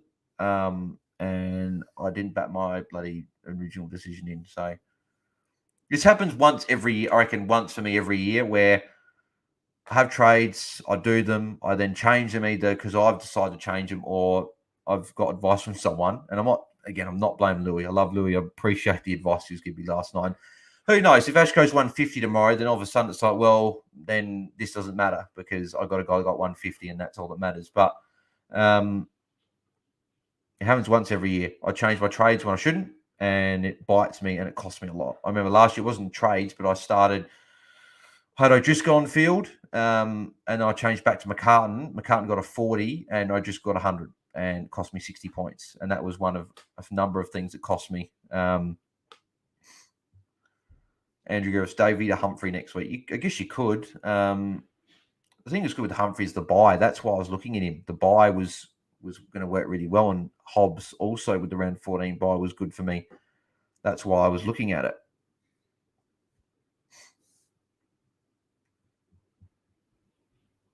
Harry says, Buzz, what score are you on? I don't know. I don't want to look at the moment, to be honest. Harry, was because, yeah, I'm in a crap mood now. That's annoyed me. So Corey, whilst this was my change trade for Miller, cost me this year. Yeah. I know everyone goes through it. I'm just really, like, I just want to do well at fantasy. I never seem to do that well. I always seem to be around that 2,000-ish mark and not getting inside the top. I want to be able to say, oh, top 500, top 1,000, good stuff. But no. Plus, I want to beat Tim as well this week. That's the other goal. Brendan, Ash will go 110 plus stop stressing. I'm not stressing. I'm just in the dumps because the way it's going, my trades would have been better doing the other way, and it would have got me more points and more cash gen because I would have got rid of. Technically, I still because I would have kept Chincotta anyway, so we kept the red dot regardless. It's just annoying that if Drury went 60, I wouldn't be sitting here probably too down because I'd be like, well, I've still got a rookie that got 60, he's cheaper, it's going to go up in price. Whereas Drury could be dropped and be a red dot next week. And yeah, that could be good for looping potentially next week if he did get dropped. But at this time of buys, I don't want looping anymore. I want to be having all as close to 30 green dots as possible. Ouch, hope so. I brought on Ash this week as well. Yeah, I hope it goes well. I'll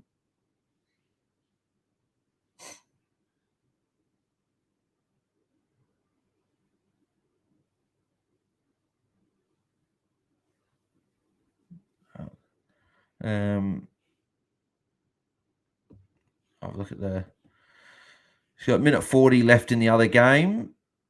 Hobbs is back on, so he's probably going to score more points. He's going to be on 50, I reckon.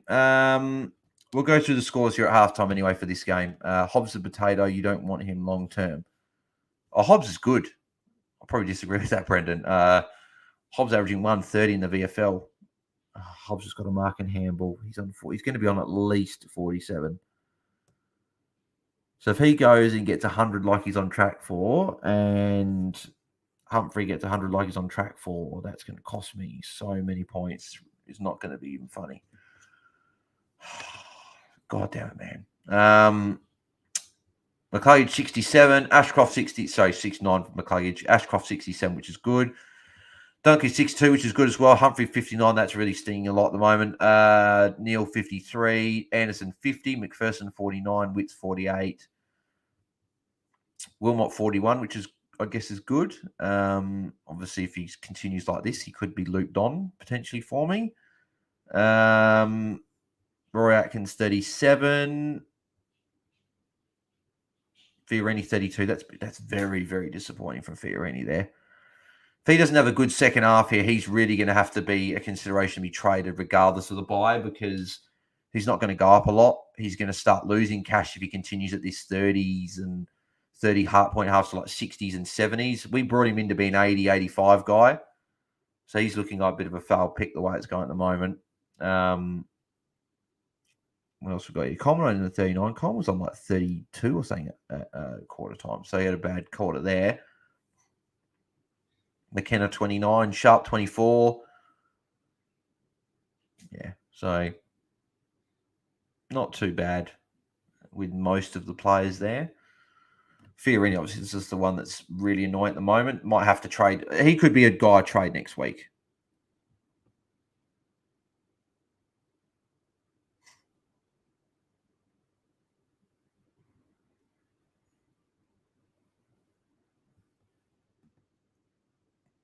So it's half time in the other game. Let's have a look. I just want, as long as Taranto's doing okay, that might be the solace I need. So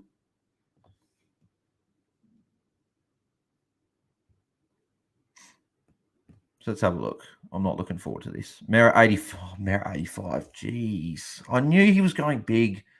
I couldn't get him. Just glad that for people that jumped on him because that's a good call. And I know that someone messaged me saying they were going to go Merritt captain to be different, and they had a feeling he was going to go big. So that's good for them. Rioli 70, Jack Ross on 68, Redmond 67, Wiedemann 64, McGrath 63, Short 63, Ridley 57, Bolton 55. Wow, Taranto's 52. I'm not happy with that at all. I know 52 is still on track for 100, but considering it's against Essendon, weak midfield, Hopper's out, I thought here we go. 150 could potentially be incoming. He's got to have nearly 100-point half to get to that. So I wasn't looking for a 150. I was looking for a 120, but that's going to be disappointing because then Marsh's probably going to go big. So again, that's going to be a couple of mistakes. Hobbs 47. Yeah. Alan Davies on 28.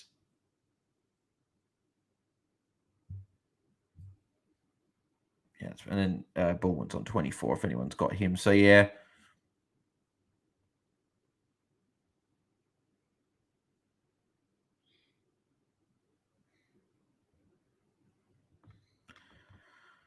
So let's have a look. What am I on points wise? So I'm currently on 1186 for points. I've still got 1, 2, 3, 4, 5, 6, 7, 8. Still got 8 left.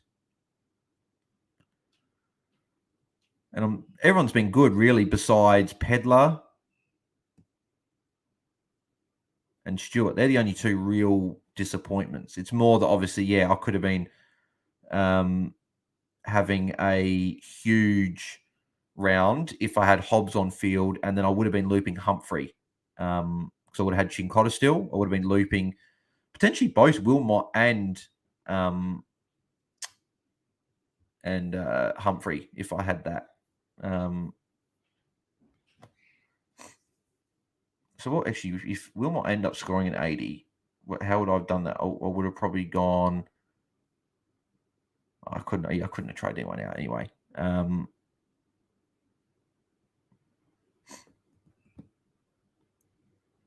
would have only been able to get one of those 2. So how's the matchup with Timmy looking? Let's have a look. So he's got no one in play. Both got Taranto captain.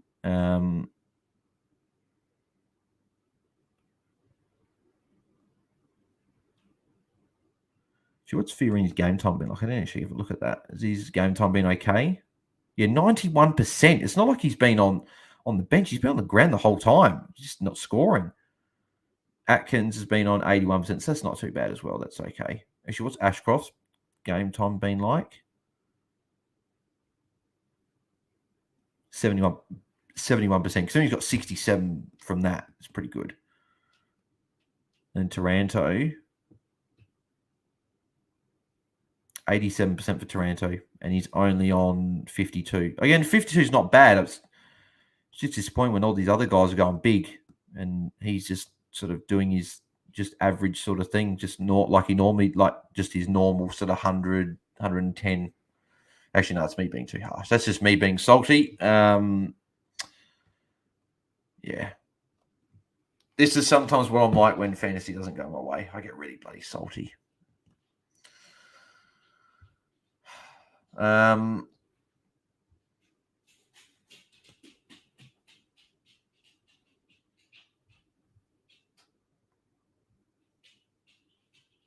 Underscores, can't believe Merritt 85 at halftime mental. See, that's the thing. I could be like, you're probably a bit more upbeat, underscores, and you had Merritt and it locked you out to Oliver, which that could be a forced trade and you've missed out on the Merritt one. But Merritt's going really well. Brendan, I'm heaps keen on a Merritt upgrade soon, hopefully. Brendan, Toronto starts slow, comes home large. I hope so. I really do. I really do hope he comes back in the second half and goes really well. Well, not comes back, but just goes really well in the second half. Corey, my week is looking good. 10:39 with 15 players left, including 6 tonight and 9 tomorrow. Yeah, how many have I got? I've got 4, 5, 6. Is that right? I've only got 5. I'm only in 5 in play, actually. Have I only got 5 or 6 in play? I don't actually know. Atkins, Taranto, Ashcroft, Fiorini, Dunkley. So I've got 5. Yeah, I've got 5 in play. And I've got, what did I say? 8 tomorrow? Well, 4, 5, 6, 7, 8. I've got 8 tomorrow. Yeah. 8 tomorrow and 5 in play.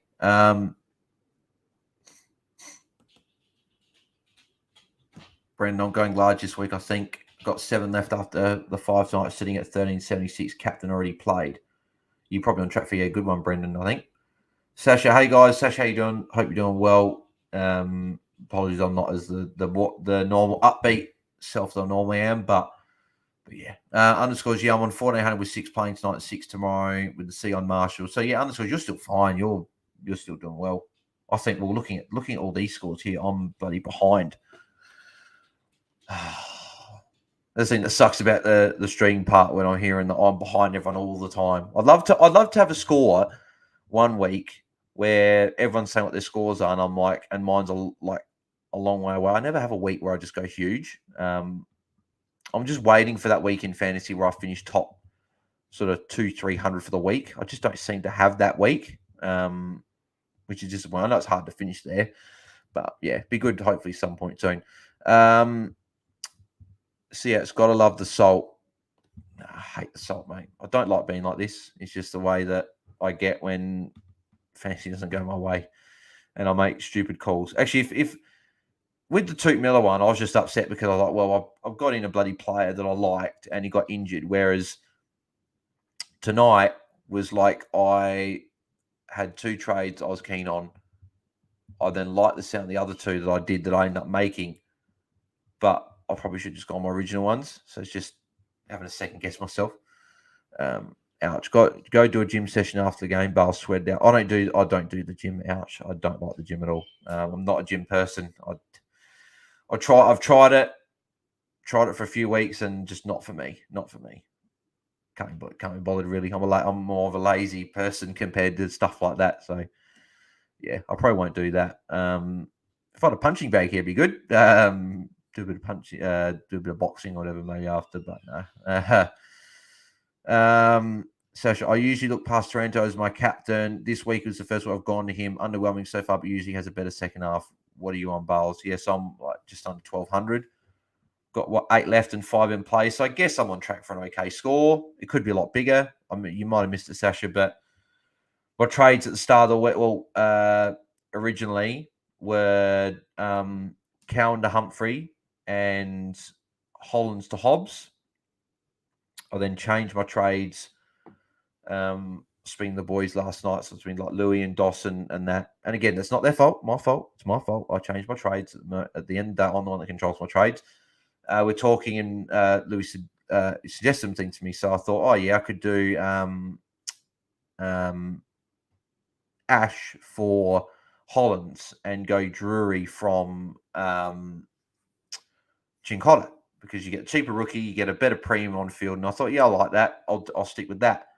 And it hasn't worked out at all, because Humphrey's on 59. Well, again, Humphrey could have a really quite a second half. Hobbs could just have average, and then Ash could go 140 tomorrow, and then all of a sudden it's like, well, I'm laughing. But the way it's looking, 59 for Humphrey, 47 for Hobbs. I had Pedder on field instead. Pedder would have been on my bench for Humphrey. I would have done that if I brought Humphrey in. So yeah, that was probably the one thing that sucks. We've got 18 people watching, which is good. So I haven't actually said it tonight so far. But if you haven't subscribed yet, bottom right hand corner. I'm not normally this salty, I promise you that. I'm just salty tonight just because, yeah, fantasy's not going away tonight. But make sure you subscribe, bottom right hand corner. Like the video if you're enjoying. If you are enjoying seeing me being salty, if it's any comedy to you, then yeah, make sure you like the video. It helps with all the algorithm stuff. And yeah, if you want to donate to the channel, I think there's a super chat button, so feel free to do that if you wish. Cost how's Merritt? Got him captain. Oh mate, beautiful work. 85 at half time. Be very, very happy with that, that's for sure. So good stuff there. Cost, I hope I said that correctly. Joel Fusco or Fusco. Again, I've probably butchered that. Apologies, Joel. Captain Merritt, mate. We've got a few Merritt captains here. Good stuff. Merritt captains, very nice work. 85 at half time. Yeah, that's great. I actually think I brought Merritt in RDT, funny enough. So that actually works out okay. So I'm actually getting a good score there. I might actually do well in RDT this week. Terry Ziskos, VC Butters last night, bloody brilliant. Again, beautiful work. 148. Lock that in on a Friday night. You can't complain with that. That's for sure. It's wonderful work. Brendan, I'm a chef and I can't find the other people's tear. Always makes the dish taste a little better, preferably in apprentice's tears. I'm a chef and I can't find the other people's tears. Always make the dish taste a little bit better, apprentice's tears. I'm not sure I get the analogy, Brendan. Apologies for that. either that or I've completely missed it. Apologies. Cost, mate, I fielded Humphrey, Captain Merritt. I'm bloody sweet, legend. It's good to hear Cost. I wish I was in a similar boat. I would have fielded Humphrey if I brought him in, but I didn't bring him in because I'm an idiot. Sasha also did Pedler. Reckon he goes next week for me. Yeah, he'll probably go next week for me as well, which adds more salt to the wound because he would have been on my bench this week, and I would have said, "Yep, go on." But if he had a good game, I would have been able to keep him. But Brendan, give the man a thumbs up, cheer him up, lol. Yeah, if feel free to hit the like button. It obviously does help the channel out a lot. The more people that like the video, the more people that see the watch along, the more people that get involved. And yeah, so appreciate all the support that you guys always show, even though tonight it may not look like I appreciate it as much as what I normally do, but I do. I do. So yeah.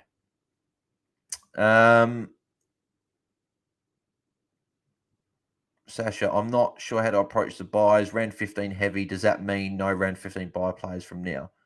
If you're heavy, yeah, I wouldn't be getting too many. Rookies are different because you can just trade the rookies at any point, but premiums, I wouldn't. If you're already heavy, I wouldn't be getting any premiums or anything like that from those buys.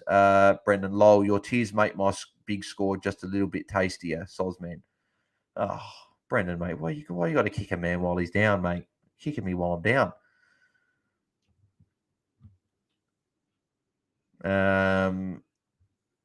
Terry's discourse. Now to Powell's score. Hope he can push past 80 thoughts. What is Powell on actually? 33. Yeah, not a great score. So a few of the defenders are then the Gold Coast don't seem to be. They've looked like they've changed back to what they were doing before the last few weeks, where they're not chipping it around as much. They're trying to go a bit more direct.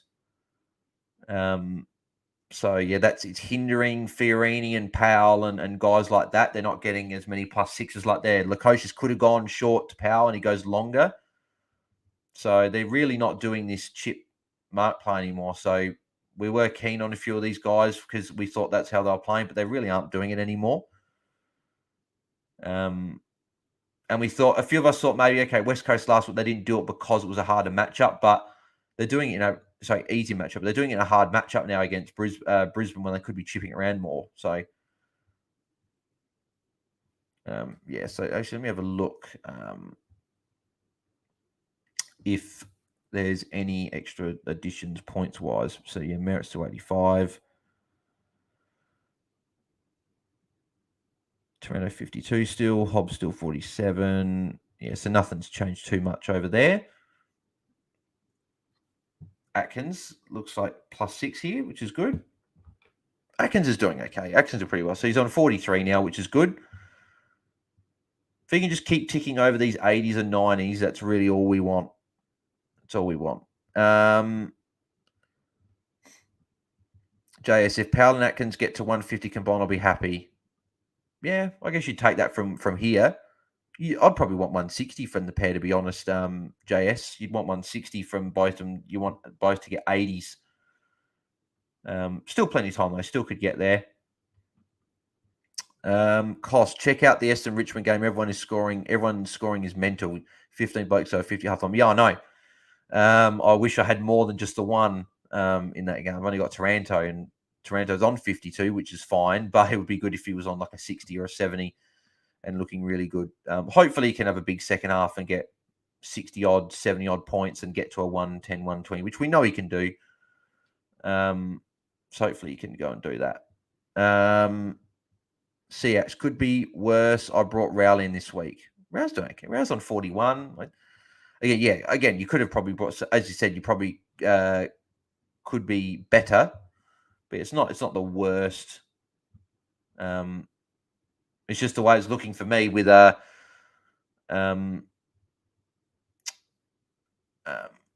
with Humphrey and Hobbs both on track to go 90 plus each at least. That's where it's probably going to sting me if they both go well, because it means cash gen I'm missing out on.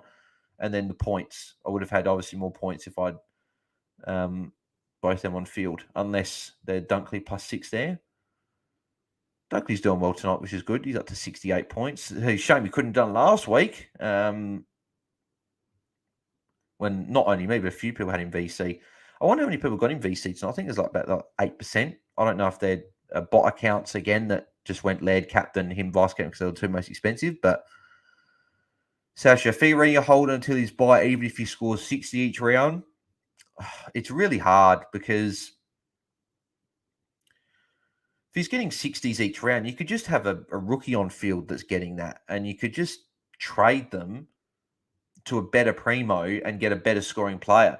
I guess because around 13 buy, if he just gets his 60s and 70s, I guess you just hold him and you might take a little bit of cash hit just because he's going to help you in the buys. And he's the sort of player that could pop a 110 during a buy round and really help you. So you probably do hold, but if you've got no issues and you can go him out to someone, it's a play. I don't mind trading him out. If he continues at just this 60, 70 odd rate, which he's on track for again tonight.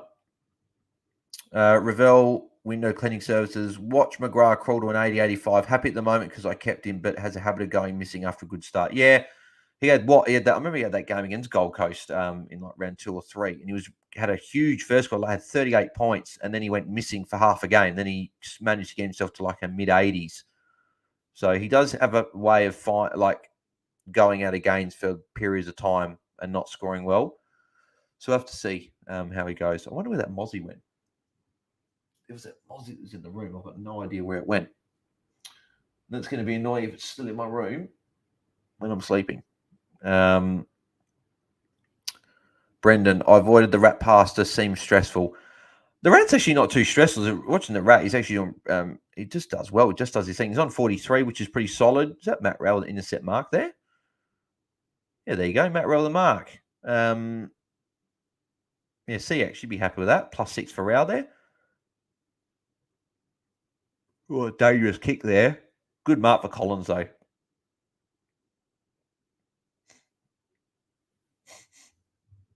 You got Rat short. Yes.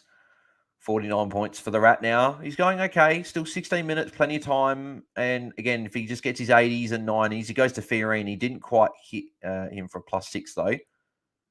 That should be a 50 for Fiorini, actually. That should have been a free kick and a 50 and lining up for goal for Fiorini, because I've seen that played before where the player gives a handball off for a 1-2 and then the player drags them so they can't continue running. That's a 50. I'm certain that should have been a 50 and a free kick for Fiorini. I don't know what you guys thought, but for me, that's a 50 and a free kick for Fiorini. And KO again stuffing up. So I'm going to have to... when it rains, it pours. So annoying. Cost. Thoughts on Parnell for a cash gen target? Not for me. I'm happy he's playing well for the Crows man myself, but yeah, he's played St Kilda and Bulldogs in the last 2 weeks. 2 pretty easy matchups. He got a 77 tonight, today, which was fine. He's not the worst option. I just don't think I would go there. I think that I'd rather go to another option personally. But yeah. JD, we all get salty bales. Oh yeah, but I get more salty at this than other real life stuff, which is really weird. I get more salty at this than if I was to get a poor grade on an assignment at university or something. Which it shouldn't be like that. It should be the other way around. You should get more salty at that, and then just fantasy just go, it's just a game we play. It's like we just do it for fun. For me though, I always forget that it is just a fun thing. I always just think it's probably because I just do so much fantasy stuff. I do so much content for it. I do like obviously all the stuff through the week, do the watch-alongs, do the podcast with Tim. I'm always like going through fantasy stuff, and when I'm not doing well, that's when I'm like, well, all that work was for nothing in a way. I guess for content for you guys to maybe enjoy. If you enjoy me being salty, then that's great.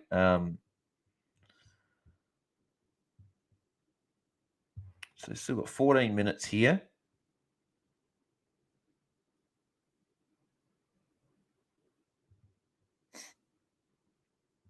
Brendan McKay, chocolate salty bales. Yep, 100%. Yep. And then the other thing obviously annoyed me last night is the fact that looking at, because obviously my plan was to go to Perth for the Traders live show in July. I also bet that means I'll be able to see Timmy for the first time, which would be in person, which would be good. Actually meet Tim in person. And then looking at the flights, like $600. It's like that's just too much for me. I was planning to go to America in February for a few weeks, and then going to Queensland in October. So I had a few trips planned, but all of a sudden it's like, besides the Queensland trip, actually, that's actually the cheaper one. But the America one and the other one just seem to be more expensive than what I anticipated, which is annoying. So if you do want to donate to the channel, that would help out a lot. I could pay for my flights. But yeah, maybe I have to start a GoFundMe page. The AFL Fantasy Fanatics GoFundMe page. Everyone donate $1 so I can meet Tim in person. That'd be funny. See how that would be funny. See how that goes. Ravel Winner Clean says, thinking Fiorina Humphrey might be an option. Same buy around, similar or better scoring, it seems, and still cash for an upgrade with the other trade. I guess you could do that. I'll look at Humphrey again next week, the way he's going. But yeah, it is an option because he's got that good buy. Andrew goes, Humphrey been on bench since half time. Really? I was hoping he'd almost be on the field because he's still stuck on 59, but that'll mean he'll play the rest of the quarter and he'll probably still end up on like a 90, so still not going to work for me. Sasha, appreciate the content. Bales, thanks, Sasha. Appreciate that, mate. Can you do a buy preview? Well, we'll probably just do that in the podcast, Sasha. So like the ones with me and Tim, we'll just do we'll just talk about the buys anyway. We'll talk about the buys as well in the pre-lockout chat. So if you want to get more stuff on the buys, make sure you tune into that. We'll just have more chats on buys and that there. I probably won't do a separate video for it. Is that the Rat again? Rat again. Here we go. This at least Rat's doing well for me, which is good. He's up to 57 now, so at least he's making something good out of a few players that have been not great, or decisions I've made not great. There, Humphrey. At least Andrew's outmarking Humphrey there, which you would imagine. Wilmot hasn't moved this quarter. Yes, I know, unfortunately. I was hoping if he could get to his 75 or so, his 70 plus, I'd probably take it over Jinby. I'd lock the 70 points in. Sasha Trento, a few early disposals. It's funny that he'll probably go and have a good score now because he always does this in the second half. He always has big second halves. He always has the first half is about a 50-odd player. And then the second half, goes, well, Harry Sharp. That's a good goal. Brilliant goal there. Good handball from Ashcroft and sets him up. That's a good goal. Atkins racking up the +6. Yep. He's doing well on the scores. He's starting to... Well, he's doing well already, but he's now up to 57. He's now the second highest scoring Gold Coast player behind Humphrey, who's 2 points better. So he's doing really well. Goal to Sharp. Yep, JD. He's doing... I think he's doing okay. Actually, let me have a look at what he scores up to now with that goal for Harry Sharp. 33. Considering that it was a very slow start for Sharp, he's starting to work to an okay score. If he gets a 60, you'd take that. Be good for cash gen if he gets a 60, -7 break even, and if he keeps his spot in the team, be a good pick. So yeah, been going well.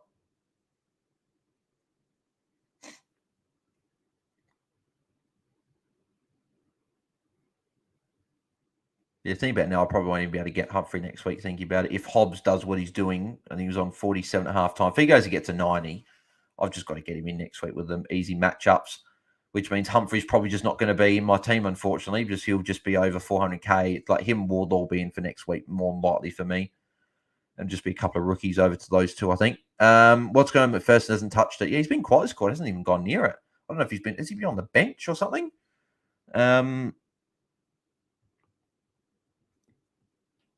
Let me have a look at time on ground for the quarter. McPherson. Oh, McPherson's been on the bench. That's why he's only just come on, Brendan. So yeah, he'll be on for the rest of the quarter. Actually, what's this about Bont? Okay, so you guys might have seen Bont went off with an injury today. Apparently, Luke Beveridge just said it appears as though it's nothing structural. He's copped a knock and it's a little bit sore. There's no significant concern. So, okay, so it's all good for Bont. If anyone was a little bit worried about that, that hit.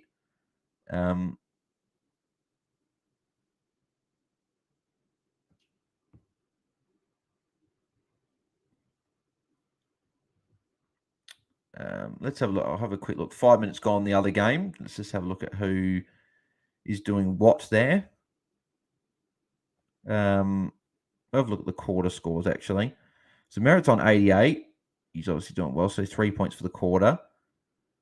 So Taranto's only on 8 points. He's had the 3 touches, but not really getting his tackles. The tackles is the one that's been disappointing for Taranto. Only 1 tackle when we thought that he would be tackling a lot. Not as many fantasy relevant players scoring well in this quarter in the other games so far. You've only got Taranto 8, Baker 8, Sans Ron's on 6, Hobbs is on 3, Short 4, Merritt 3. Well, Hobbs just went up to 8. Of course, Hobbs just got a +6. So, yes, he's on 8 points. He's already on 55, and there's still 14 minutes to go. McGrath's only had 3 for the quarter as well. So, yeah. Not looking amazing in that game for me. I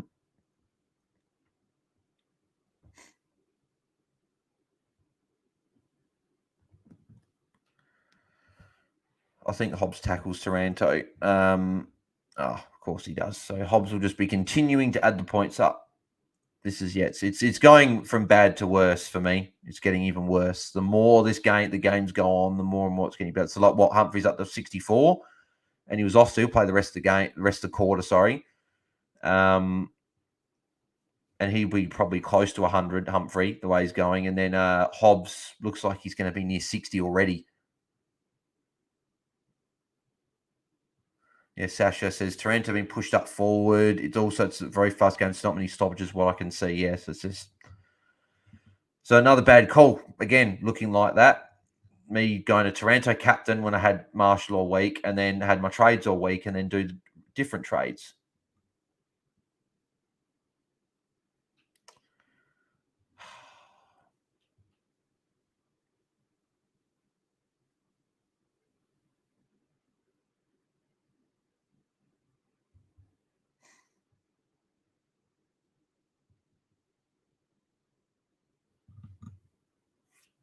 I think Fiorini with a kick. Fiorini would be actually good if you could start putting your finger out, mate. You've done not much at all this game, so Rocket is sent your way, my friend. I think Humphrey just got was that Humphrey that got a handball? I don't know if that's Humphrey got a handball or not, but DJ Brack, Dawson captain if that makes you feel better. Probably doesn't. I do feel sorry for you, DJ Brack. But when I get salty like this, I'm looking at my team and why I've made the bad calls, not obviously with other people. But yeah, obviously sucks. But you've got Dawson. I don't have Dawson. So I wish I had Dawson. I know he only got 85 today, but I've wanted Dawson for weeks, and I just have not been able to get him in. My team's going down the gurgler, I reckon. We're not looking too great.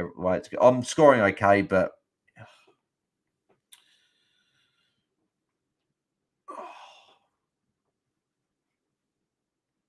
Corey looking good for loophole of Wardlaw for Fiorini. Yeah, it is. Yeah, Fiorini's been really disappointing. What's not Anderson doing to JS? There's still 10 minutes to go. He's on 57. He's still tracking along okay. Brendan McKay. Ashcroft could end up being a top 8 midfielder who is doing really well, isn't he? He's up to 71, so doing okay. But then again, look, if you look at all the Brisbane mids tonight, McCluggage is on 88 at the moment. Neil and Dunkley 77, Ashcroft 71. So they're all going big at the moment. Yeah, if I do the call, McCluggage top scoring with 88, and you've got Neil and Dunkley 77, Ashcroft 71, Humphrey 64, and Humphrey's in the CBA as well. He's just getting CBAs now. It's like they're not really playing some of the other guys in there that they were in previous weeks. Ashcroft won the 1-2.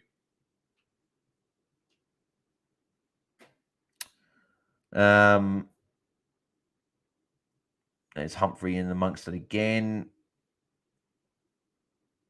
didn't get a disposal there, but have a look at Rory Laird's heat maps as underscores. Okay, let's have a look. Let's have a look at Rory Laird's heat map. Anything Rory Laird, I'm happy to definitely have a look at. So click on him. Seriously? Far out. You know by my laugh from everyone that if I'm laughing at someone's heat map, you pretty much know what it's going to be. Bloody Lairdy, mate, come on. You've got to be better than that.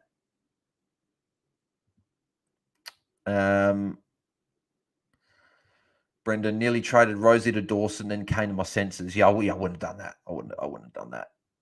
I did say Rosie, I was a little bit slight, not a little bit.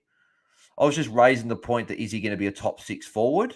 And I'm like, at his buy, around 15, maybe to see what he does from now to then. But he's doing fine. You're not trading Rosie. DJ, I have JJ as well, but trading Fiorina Whitfield might rescue me. Yeah, could. Yeah, obviously the JJ one does hurt. That's obviously forced trade. So I guess I could have a forced trade. Probably the way to look at it. Ouch and underscores. I like ouch. Sexy heat map and then underscores. Laird knew what he was doing. Laird, he's a legend. You've got to get on him. If you don't have him now, he's looking the goods. He's looking back to what he was doing the back end of last year. Like today, he had his 34 touches, had his 10 tackles, got a few marks as well. This was about the time last year when Laird started. He had those, 3 of his first 4 games last year were a bit average, and then he really went on that run just before the bye. For me, this is when he's going to go on his run. So he's a great target next week. Brisbane at Adelaide Oval as well. Could be not a bad matchup, but yeah. Ravel Winner Clean says, Taranto moving now. I hope he is. I really hope he does. I really hope he gets to, if he gets 120, 115, I'll be like, yep, that's fine. I'll take it. If Marshall goes bigger, then whatever. But just lock in a good captain score tonight would be nice. Sasha, it feels, I know how, hang on. Sasha, it feels like my bench is better than my field at the moment. Most of green dots are hard to loop. Yeah, no, that's what I mean. It's why it's so tough. I would have looped on Williams last night if I had a guy that wasn't playing as a forward. But I don't have any of those guys. I didn't have a Roberts or anyone like that. I could have brought in McAndrew and put Heath into my forward line, but I thought, well, what if so Sam Day's been subbed out for Tom Berry as well. But yeah, I was like, well, if I bring in McAndrew and he gets a 30, he gets dropped, then I've got Heath and McAndrew. And I'm like, I was in the same position as what I am with Drury now. Obviously, it worked out the other way, but far out merit already 100 says underscores. Bloody hell. It's going well. JS got JJ, and he's also my favourite player. Oh, really? See, I know what that feels like when Laird got injured last week, but he's not out, whereas Laird was out for the rest of the game, and Laird's had these injuries. I've known what you felt like every week, but obviously that'll be a trade, unfortunately, with JJ. Ouch. He was copying Gordon from last week with that heat map. Oscar, look at Bailey Dale's heat map. Okay, what have we got in store for Bailey Dale's heat map now?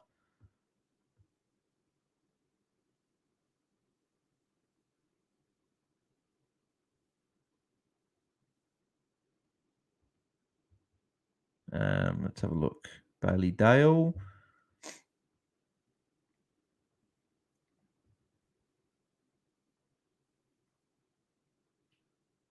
It's just a circle. It's just a circle in the defence. I like that. Look at Oscar. Look at Bailey Dale's heat map. He had a good game though. 36 touches. He's actually pretty cheap, I think, as well, Bailey Dale. So he could be an option if people want to look at him. We'll have a look at the scores in the other game. So it is 9 minutes to go in the quarter. Taranto's 24 points for the quarter, so that's good. Caldwell 29. I didn't mind Caldwell. It was a bit of a differential option. Hobbs 14. Ridley 19, if anyone's got Ridley there. McGrath 13, Merritt 13, Alan Davey 12, Nick Martin 11, Baldwin 11, Rioli 11, Baker 11. A lot of people on 11 there. Samson Ryan 7, Nank and Short both 6. And there you go. So good thing is at least Taranto's having a good quarter, which is good. I think he just got another touch there as well. So Taranto, I think Taranto's on 80 now. So after all my bloody, he's on 79. So after all my complaining, he's actually doing okay. Hobbs 61, still 8 minutes to go. Has Taranto come off in the quarter? Because normally Taranto comes off around this time, if not a little bit later.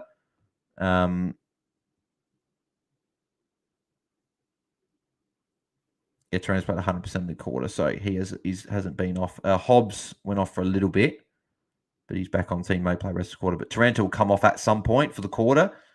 So he may we'll have to see what he does. But yeah, completely missed what's been going on here. Ashcroft, don't know if that was +6 for Ashcroft or not, but regardless, he's doing well. Is that Wilmot next?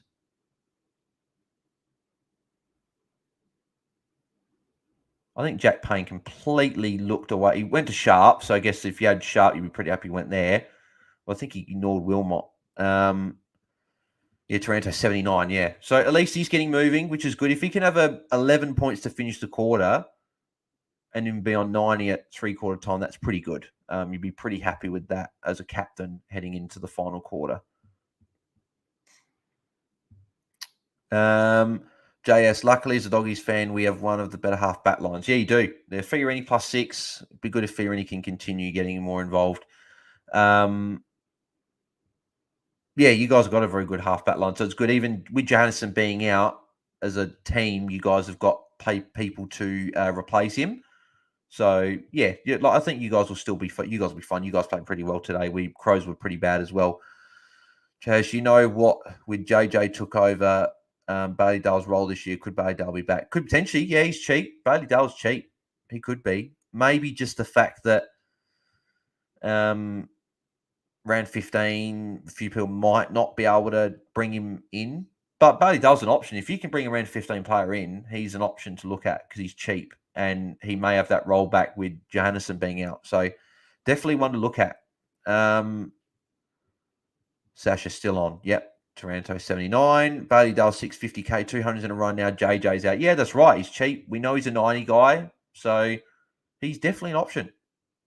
So come on, Wilmot. Come on, Wilmot. Oh, you got a free kick. Good. I wonder what Wilmot can end up on. Be interesting to see what he can get to.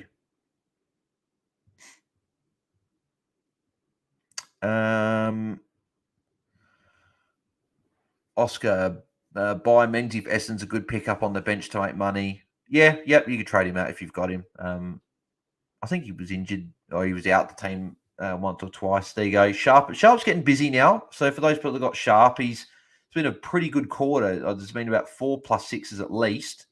So he's on at least a near 30-point quarter. Look at the hard running there for another one. He didn't get it, though. They looked away. So Ashcroft gets it, though.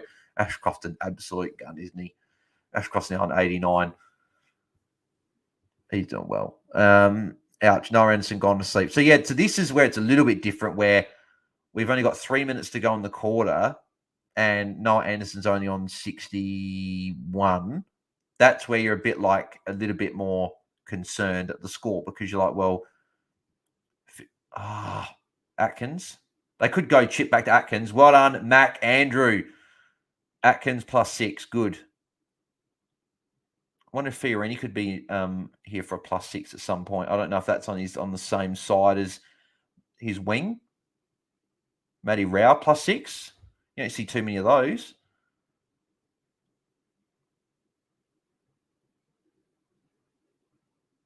So Alex Davies there takes the mark. Could have given the handball to Humphrey there. And Nick Holman takes the mark. So Gold Coast still in the game. It's still only 3 goals. Brendan Sharp catching Wilmot now looking good. Yeah, Sharp's looking good now. He's getting involved, which is good to see. Atkins now 68, which is good. So he's now second highest. Matt Rousden's 69 as well. Still 2 minutes to go. Caldwell a shout, says CX. Yeah, he is. Yeah, I was actually surprised he didn't get really much mention around the community at all. I was like, people looking at Hobbs, Caldwell's done it before, and we've seen him put some good scores up. And in the midfield, he could put some good scores again. So I think he was doing pretty well in terms of scoring. It could be an option. He's a mid forward as well. He's going to be a little bit more expensive, but you're probably a little bit safer with him in terms of he's got probably a higher floor than Hobbs, maybe you'd say, but maybe Hobbs is obviously cheap. He's got the numbers from the VFL to back up, and he's obviously they love him and Essendon. Sasha, fear any fine dining, eating some pasta while falling asleep on the wing. Yeah, I know he's not been amazing, has he?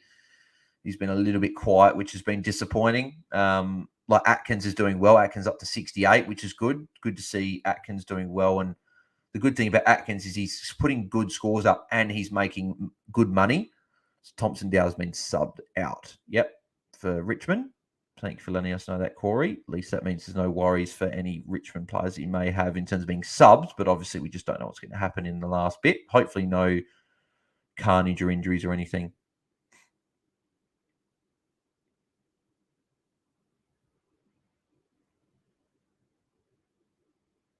Dunkley there. How the hell did Dunkley get a kick away there?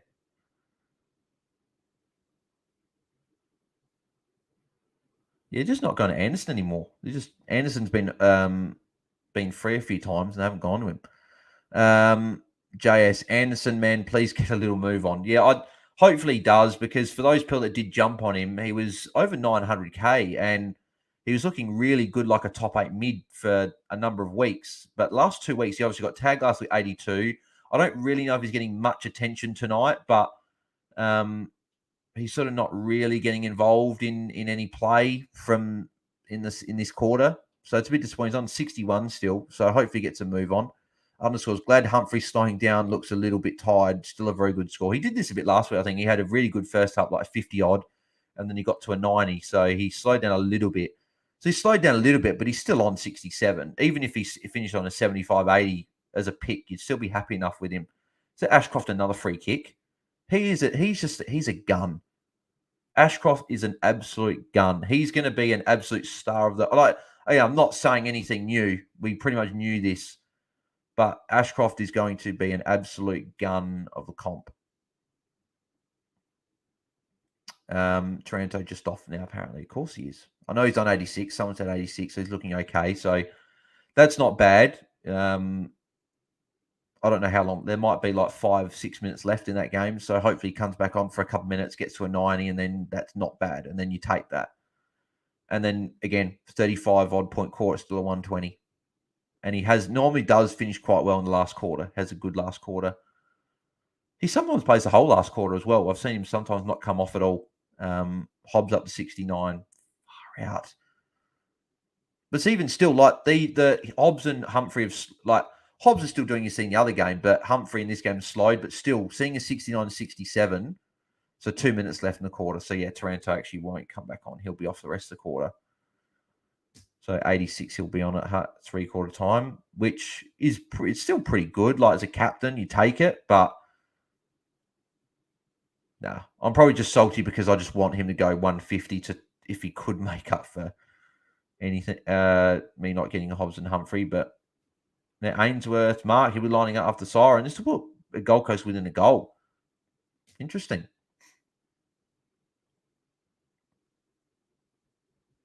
But Hobbs will come in for me next week. Hobbs and Wardlaw will come in for me next week. They'll be my 2 ins. Yeah.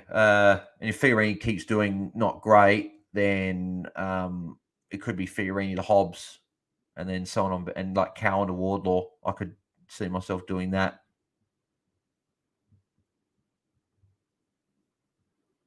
And Ainsworth, he just missed it. So it's 11 points though. Still close game. Underscores, yeah. Wow, Merritt only 17 points so far this quarter, slowing down as well. I think you still take it though. He's still on over 100 points at near 3/4 time, so he's still pretty good that he's on that.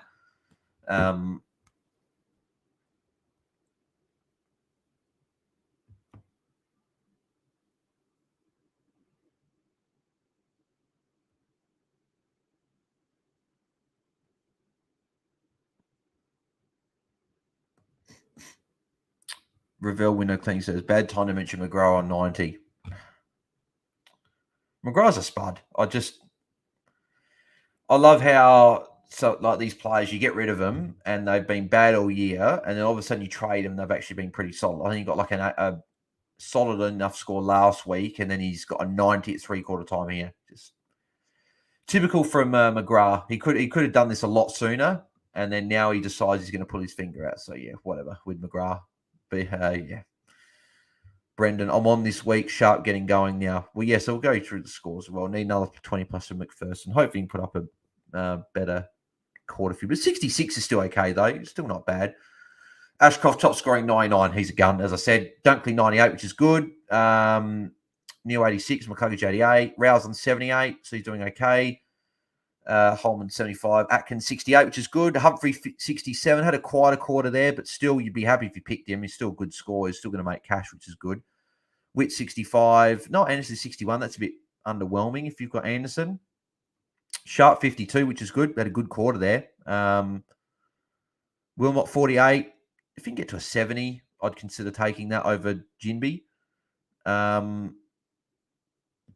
Fiorini 40, that's really disappointing. He's really been not a great pick.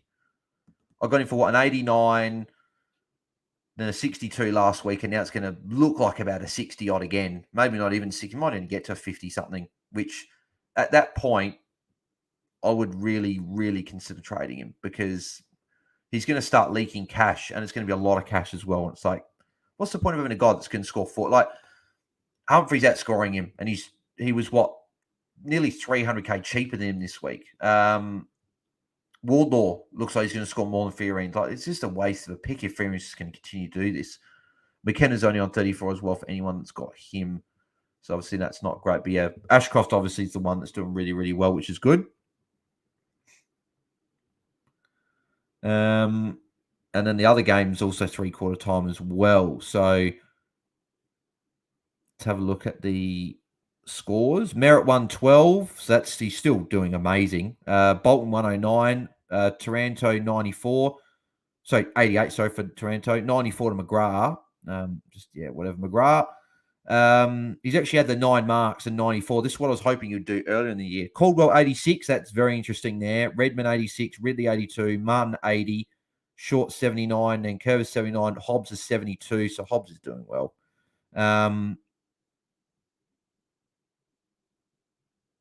Everyone's doing poor. Baldwin's 49. Owen Davies 40. Samson Ryan 40. See, in that game, yeah, Baker's on 33. Baker's probably the only one, if you've still got him in your side, is the only one that's doing poor. But everyone else in that game, though, is doing very well in that high-scoring fantasy game.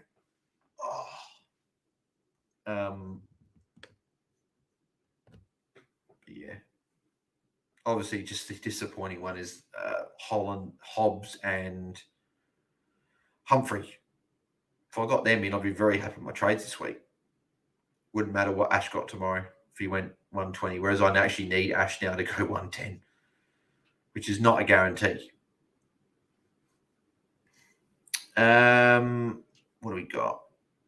Ouch. I need to move on Anderson this week, and last week was very poor. No, I wouldn't move him on. He's someone you do keep. Fiorini, you could realistically move. I'd be holding Anderson. He's going to be really helpful through the buys. Porter Dennis, hi Bales. How you doing, Porter? I hope you're doing well, man. I'm assuming everyone's probably doing better than me, to be fair. It's funny that people had worse luck than me, but I'm probably more salty. But that's just the way it goes. Don't know why I'm like this. It's annoying. Underscores, Hope McPherson 90 plus, Power 80 plus, Atkins 80 plus, Sharp 65 plus. Well, you're probably on track for all those. Maybe McPherson, you probably need a good quarter from him. But the other ones, actually, what's Power on? Power might be the one that maybe 55. You should probably need a good quarter from Powell and McPherson to get there. But you could Ravel window clean. So to be fair, McGrath's next 3 to 4 weeks made him worth the risk in keeping. Yeah, I got rid of McGrath probably 3 weeks ago now. So yeah, I went him to steal. So God, that's not really an upgrade at all. The way it's looked like when I thought it was going to be a big upgrade. So if I went to Brayshaw or Dawson, it would have been an upgrade. But Steele's probably just done the same. And if McGrath gets a 115 this week and still goes another 90 or something, then I've really lost on the trade, which is really weird to say. Brendan, I don't want to get too excited, but I might be 24.50 plus this week. Well, hopefully you do, mate. That'd be a good score for you. Underscores how 24.50. Well, he's probably got a lot of the players that gone big so far. That's probably why. And he probably hasn't had anyone that's gone bad. Corey Blackledge never started McGrath. Well, you missed out on a roller coaster, that's for sure. It wasn't a good ride, put it that way. Brendan McCain, my pods are going well. There you go. So everyone's doing well for Brendan this week. Anderson with the first clearance. So if that's a start of something, that's a good sign. Wilmot's in amongst it. Didn't get anything there though, but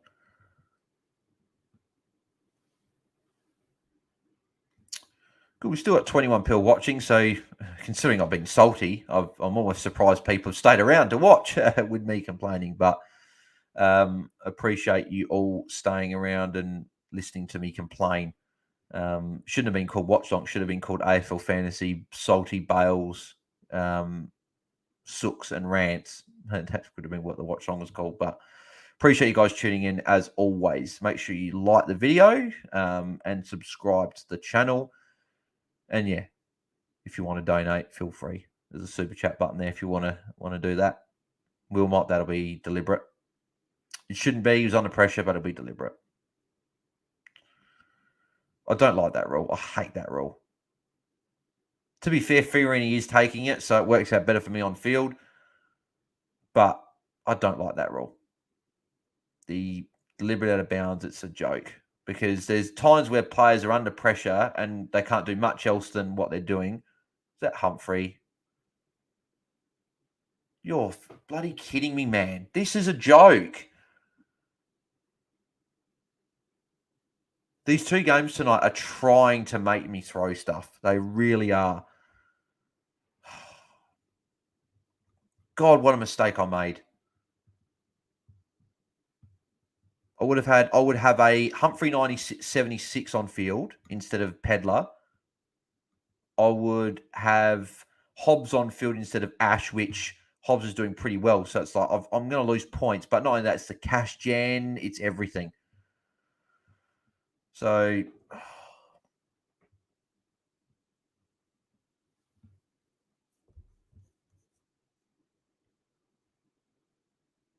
Porter Dennis, not a good week for you, Bales. Oh, it's to be fair, it's not actually the worst week. I've only had two players score under 90, being Stewart, which a lot of people have got, and Pedler.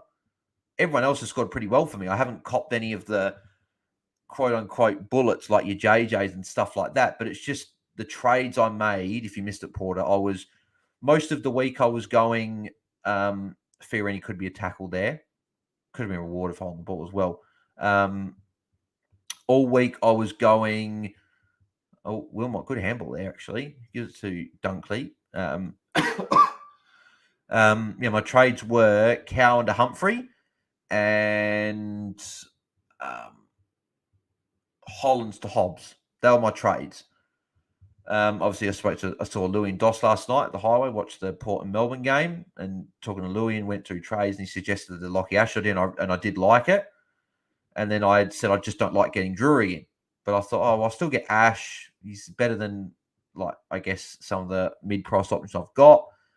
But I just shouldn't have changed. I just should have backed what I said. But again, I'm not blaming Louis, not blaming anyone, not blaming anyone but myself. I'm the one that made the trades. I'm the idiot that changed them. Because at the end of the day, I'm the one that makes the trades. I'm the one that puts the confirm. I'm the one that presses the confirm button and puts the trades in. I'm just annoyed that I changed them and it's not looking good. But then again, it's like on the other hand, if I brought in Ash and Drury, what if Drury went to 60 today and then Ash goes and gets a huge score tomorrow, and then say Hobbs gets a 60 but doesn't get the role, and then Humphrey plays okay but only gets a 50, then it's like I'm sitting here going, well, I dodged it and I made the better call. So it's a 50-50 call. I asked a lot of people what their thoughts are. People said Ash is a good pick. It was 50-50 call. Just would have been good to have got the correct 50-50 call. Moonboy, LDU and Setterfield have almost made me rage quit never again. LDU, I wouldn't say never again, but Setterfield, you could, I guess.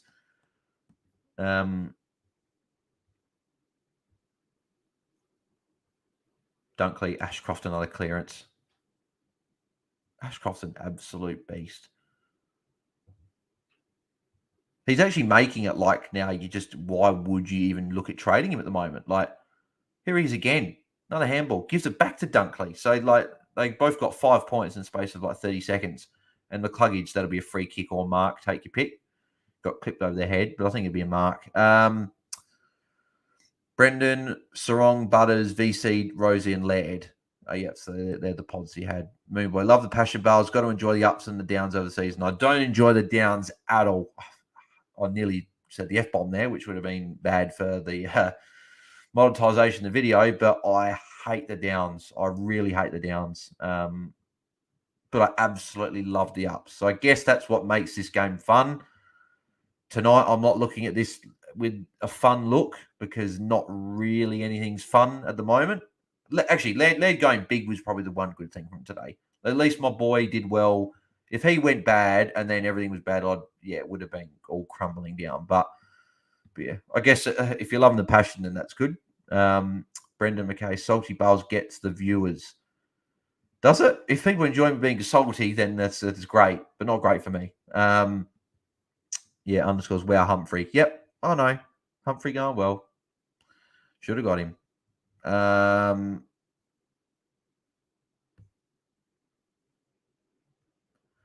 Brendan McKay could totally flop. It could totally flop tomorrow. Of course, it could.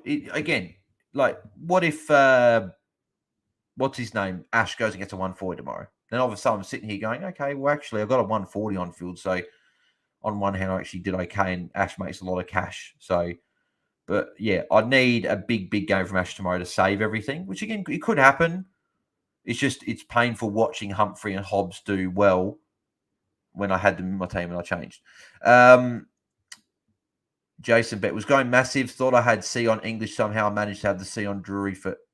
Oh no. Okay. That's very, very unlucky. And that's worse luck than me. I know a lot of people had worse luck, but that's awful luck. That's just. So how'd you have the C on Drury, Jason? Did you like reverse it and then the person you traded out instead of him was at the C or something? What happened there? Let us know what happened. That's I do feel very sorry for you there. Rat another kick in, which is good. Keep going, Rat, mate. Keep going. If you keep going well and put up a good score, then again it makes it a little bit better. Wait, Jason Bet, Harry subbed out. Really? Did he get subbed out? I've just seen as well Kelly Underwood commentating the game as well. I'm glad the TV's on mute. But yeah, Harry Shutt subbed out. That's wow. Okay, that's awful. Moonboy Humphrey and Wardlaw coming in for me. Will do everything I can to make it happen. Well, there you go. If you want to bring both of them in, it's great. I've probably got to get Hobbs the way he's looked from what I've heard in the other game and doing well. I've probably got to get him in next week and then Wardlaw. So I'll probably have to miss on Humphrey, which is unfortunate. But yeah. Then again, I guess if Ash goes really well, then it's like, well, at least I got Ash, and I was going to miss out on one of these players, so it might just be Humphrey. At the end of the day, he won't be on my field; he'll just be on my bench. But it would have been good for Cash Gen to downgrade the buys, get a lot of cash there. Has Sharp been vested? Yeah, apparently has been. Ravel winner cleaning service apparently has been. Porter Dennis. I'm in a similar boat. Bales was bringing in Hobbs and Wardlaw and went Stewart in the end. What can you do, eh? We'll see. That for me would be even like I'd be even saltier, Porter. But I think Porter for me, you're actually doing quite well. You're actually quite high ranked. So I guess the solace is you actually get ranked highly, whereas I'm not ranked as high. But then again, you could look at the other way because you're ranked well, doing like Stuart putting a poll on like that, maybe could have got leg up. But then again, maybe it's me. Maybe I'm the guy that gets salty about everything, but everyone else is like, fantasy's fantasy. Fiorini will get a tackle there, so we'll see what Fiorini ends up on.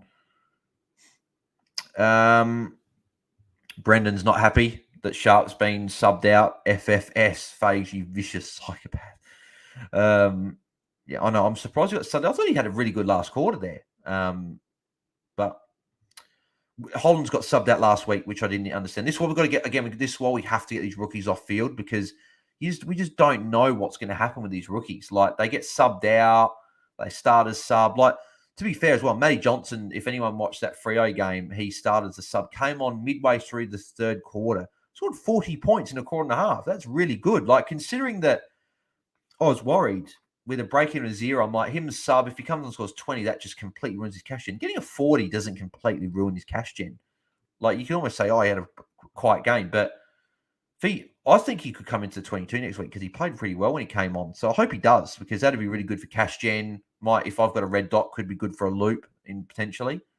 And good for cash gen. Fiorini, another tackle. Good Fiorini. Let's keep this going, mate. It's a couple of tackles. I think he's got a couple of touches already. So if he can keep building on this, then that's good. Looks like he's playing a little bit more around the ball as well at the moment. Dunkley just got tackled there. Fiorini, another tackle. Fiorini getting in the tackles at the moment. Good Fiorini. Pasta, getting moving. Got a smother as well. That was good. Now, Soccer, well done, Fiorini. This is better. Come on. Fiorini, another touch. Fiorini, the pasta's going ham the last minute. And Wilmot getting a kick. Okay. I got really excited then. I don't know. Maybe that's cheering me up a little bit. Fiorini getting a bit busy there. But he had like 3 or 4 touches really quickly and had like 3 tackles. So I don't know what that puts him on in terms of a score, but he would be near 60 now. He would have to be, surely. Porter Dennis, the players you don't have hurt the most. Exactly right. That's the thing that does pain the most. Ashcroft is my M1, says Moonboy. Yeah, he's doing well. He's so good, isn't he? So good. Liam Smith, Anderson, very frustrating to watch right now. Yeah, he's not even on the top scorers. No, he's 71. So, but still, not really what you want. Not really what you want. Underscores could look at McCluggage after buy gone down 200k. You could. I just don't like his role. He just doesn't have a set role ever. So I wouldn't. But he is very, very cheap. So you could if you want to. Ashcroft 120 looking good. I hope so. It'd be good to see him getting 120, wouldn't it? 104, 16 points in the last 14 minutes. He could do it. Brendan Mackay Sharp gets dropped next week then probably. Not necessarily. I was worried that he could get dropped, and he could still get dropped because you got a couple of guys in the Magoos and stuff that could come in, but just something to watch and see what happens. Need Taran to go over 121, says Ciax. Hopefully you can. I'm not sure what he's on. I'll look at it soon.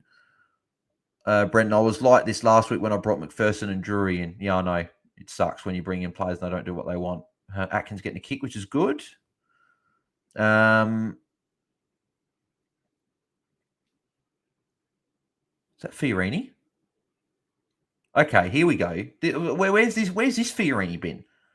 Got another kick there as well. So Fiorini really starting to get going. If he can get himself to a 70, 75, I'd take that. Considering it was looking like a sub 60 score, if he's going to get his way there. Jay's glad I dodged Fiorini. So yeah, at the moment, you're not probably too fussed with Fiorini, even if he's going a little bit better than what he was. Dunkley doing really well. He's on 111, I think, now.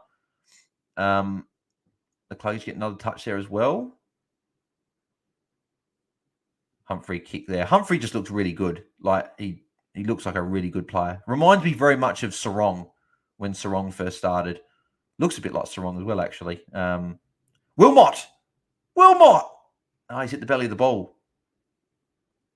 Out in the fall. Bloody hell, Wilmot. That would have been pretty cool if he kicked the goal. Jace, last minute change Sharp to Hobbs. Yeah, that's good. I would have done that as well. That's a good change. I like that one there.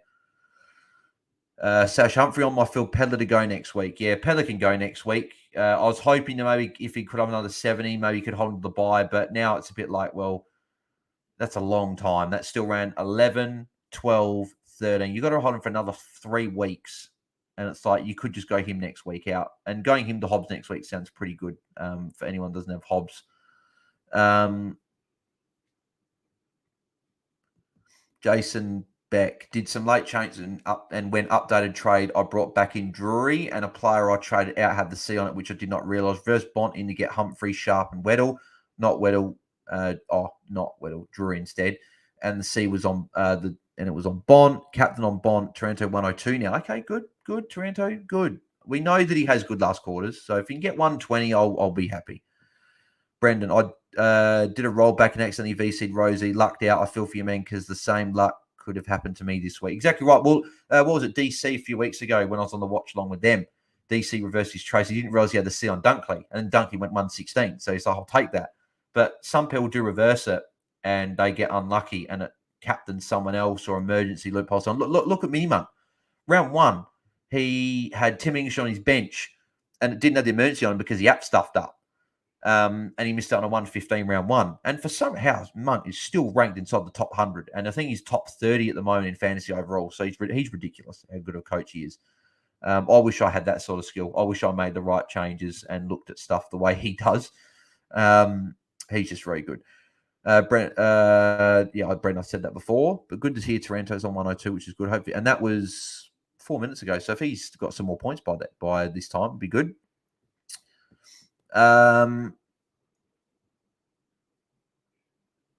Underscores where Merritt 130. There's an extra 20 on Oliver as well as 100k. Yeah, I know Merritt doing really well.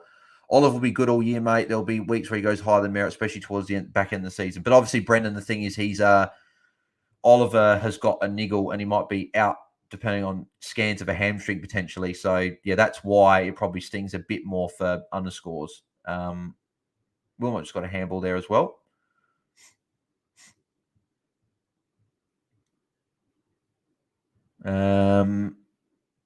No way I'd be getting rid of Clary. You'll regret it. Yeah, well, it just depends if he's out or not. If he's out for a few weeks, you probably would. Underscores, yeah, I know his 108 should have been 120. Gets called for throws. You're talking about, Oliver. Yeah, that's right, yeah. Brendan, Clary's a top 3 player. Never trade them out. Find someone at upgraded merit. Yeah, as I said, just depends if Oliver's out or not. We got a lot of chat coming through tonight, which is good. It's good that my saltiness hasn't deterred anyone from putting chat. And we still got 21 people watching, so I appreciate people that. I remember a few weeks ago we constantly had about 10 people always tuning in, but this week we've really had 21 watching most of the time. Fiorini +6. Fiorini 68. Is he on 74 now, or am I a little bit behind? He could be on 74. And there's still half a quarter to go. So all of a sudden, it's like, well, he's actually on track for a pretty solid enough score. And I'd take it. I think he's on 74. I reckon they haven't added the +6 yet.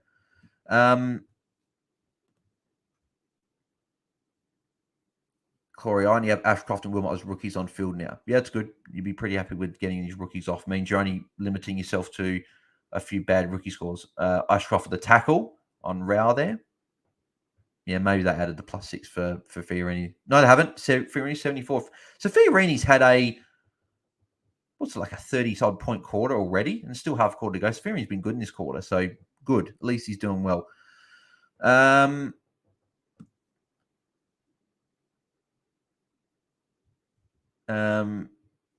Brendan, Ashcroft, Sheasel, Sharp, Chesser, Mitchell, but all my other players are Prams or Ubers. Yeah, well, that's good. That's good. JD, I think McPherson has to go. McPherson's on 70. He's on 73. I don't think he has to go. If he gets his 90s, then that's fine. Jason Beck, no, I had Bont trade in with the C reverse traded in Drury, who then had Bont C still. Yeah, unfortunate. Yeah, I do feel sorry for that date, Jason. I really do. Porter Dennis, what's up with Oliver? Stop scaring me. No, Porter, I'm not scaring you. I'm not trying to scare you, but he was sent off for scans today. Apparently pulled up sore late towards the end of the game and was sent for scans on a hamstring. So it's just a watch for Oliver owners. I guess the good thing with the positive with if Oliver were to be out for those people that have got him is that he is worth so much money, and because he scored well again, you got a good score and you'll still be able to go him to anyone and make money. So obviously you don't want Oliver out, but if worst case scenario, if he was, I think he'll be okay, but you just have to see. James Rees Woods, I traded in Whitfield over Butters. I still think, to be fair, I think Whitfield could actually still go 130 plus tomorrow. So I wouldn't say that, again, at the moment, it doesn't look great, but he could actually put a good score up. Jack Mulder, 74. Yep, for Fiorini doing well. And out says, I should trade Anderson to Humphrey. It would be an upgrade outscored this week and last week. Tex Green, game over. Yeah. Humphrey's a good player, and he's still half a quarter to go. So we'll still see what they end up on. Just have a look at the other game as well. Just want to see what people are on. So the other game's actually got less time to go. It's actually got now just over 7 minutes. So what do we got in terms of scores? Wow, bloody hell. Okay, Taranto's on 114, and he's still got half a quarter to go. Has Taranto come off yet in the quarter? No, he hasn't. So he's been on the ground for the whole quarter. But again, does he stay on for the whole quarter? That's the thing. 26 point for him in the quarter, which is good. Merritt's on 140. So Merritt's gone ham. Would have been good if you trade him in this week. Very, very good option. McGrath 117. That's just absolutely ridiculous. Ridley 109. Bont 109. Caldwell 108. Caldwell was a good option if people went a bit different. I did look at him at stages as well. Rioli 105, Nick Martin 101, Short 96, Nate 90, Hobbs 86. So Hobbs is doing well, as I said. So pretty much everyone's doing well. There's not really anyone like Baker's on 55 now, so he was on 30, but he's had a pretty good last quarter here. So everyone's doing pretty well in that other game. So it's obviously a very, very high scoring fantasy game there. Taranto gets 6 more points. I'll be very happy. It's just the tackles. Like he's had 32 disposals, 5 marks. If he had like 8 or 9 tackles, it would be a monster score. It's just the fact that, he just hasn't got those tackles. Wait, really? Apparently, Matt Mottram is first overall. Oh, we've seen this before. Man. What an absolute gun Matt Mottram is. He brought Merritt in this week as well. Wow, he's such a good coach. He brought Merritt and Hobbs in this week. How good is Matt Mottram? He is ridiculous how good he is as well. Sarong obviously went 120 as well. His whole midfield's gone huge. Wow. What a guy. What a coach. How good.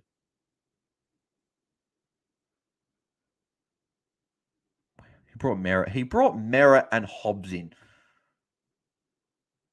What a gun.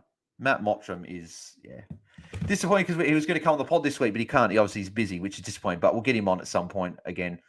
But good for Matty Mottram. That is so good. It'd be good if he'd give me some of his luck, but there you go. Rat to McPherson, short little chip there.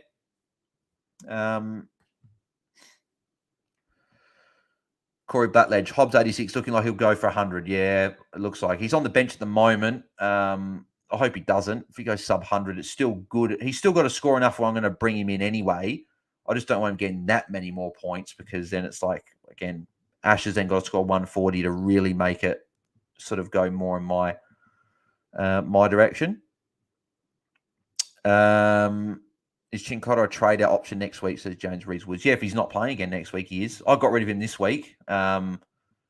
He's a trade option, anyway. I don't know if he comes back in just... Like, he had one poor game, then he's dropped already. And it's like, even moving forward, if he has another bad game, he's going to get dropped again if he came back in. So, ouch, yes, depends on what your team needs. He was playing to James. Oh, you're talking about Chincotta, yeah. So, still got 7.5 minutes to go in this game here.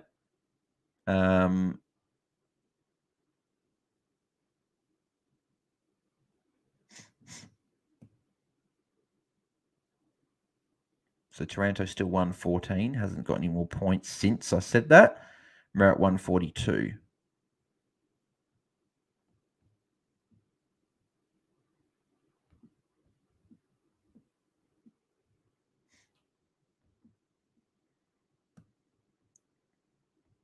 Oh, yeah, I'm pretty sure I traded Merritt in RDT.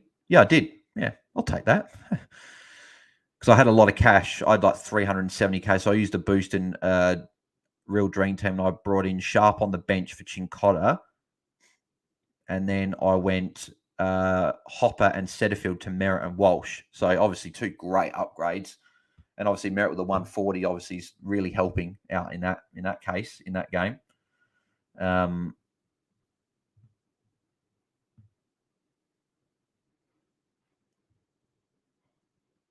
Ouch. Timmy T now on 114. Goat, Torquay's White. Oh, it said Goat, Torquay's White Horns. Just like when it says that, it means like it's the emojis, but it's not actually coming through. It's just saying to text, which is weird. So Humphrey another +6. He'd be on 85 now. So if Humphrey and Hobbs get 100 each, I'll be really annoyed. Corey, who will be the last ton run for the year? I don't know, because obviously they both continued with Hugh Humphrey again, another handball, moves into 87 now. I don't know. It could, well, if Oliver's out, it's over. If Oliver does miss next week, it's all over. It means that what's his name's got it? Taranto. So just have to see. Underscores. Yeah, look at Maddie's team at the top, has nothing on the bench though. That is a good point. That's probably the one thing he's probably got to get going. Cashgen on the bench. Humphrey again. My God, stop, man. This is so painful to watch him do this. And that's where I probably should have gone the other way and gone Humphrey and Hobbs, because I would have rather sit here and gone, okay, they're doing well, and not get angry compared to if Ash did well, would have been like, well, I looked at him for a bit, but I never really had him in my team. Fiorini, another touch. Fiorini will go to 76, I think. Fiorini can get himself to an 8. It's pretty good considering how bad he was for majority of the first 3 quarters. Atkins +6 there. If he kicks it, he's got he kick smothered. He had Fiorini as well open if he went to him. Fiorini's there. Very good. Gets a handball.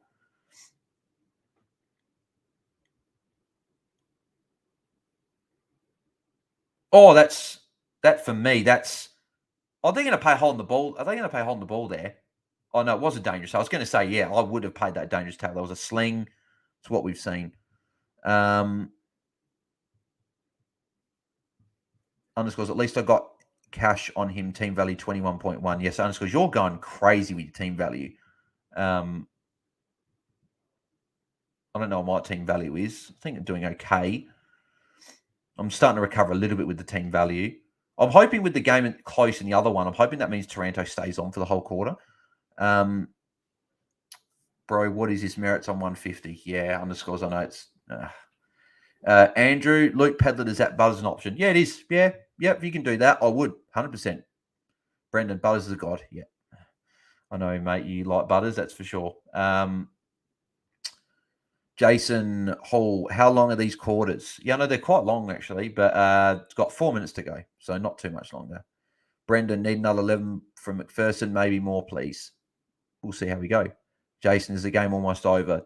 Yeah, Jason, yeah, it is, yeah. Relax. It's nearly over. I don't know why you want to be over, but then I want to be over, actually, because I don't want Humphrey and Hobbs scoring much more points. But yeah, there are people that want to keep going because people are scoring well. So Dream Stats is stuffing up a little bit. It's not updating the points exactly. So I know for a fact Fiorini is on 78.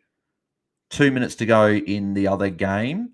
Only 5 points as well. Taranto's on the bench. Been on the bench for 2 minutes. Get him on. You need him on. Like, the game's that close. Like, I know that he's got to come off at some point, but because he hasn't scored any more points, he's still on 114. Merritt's on 154.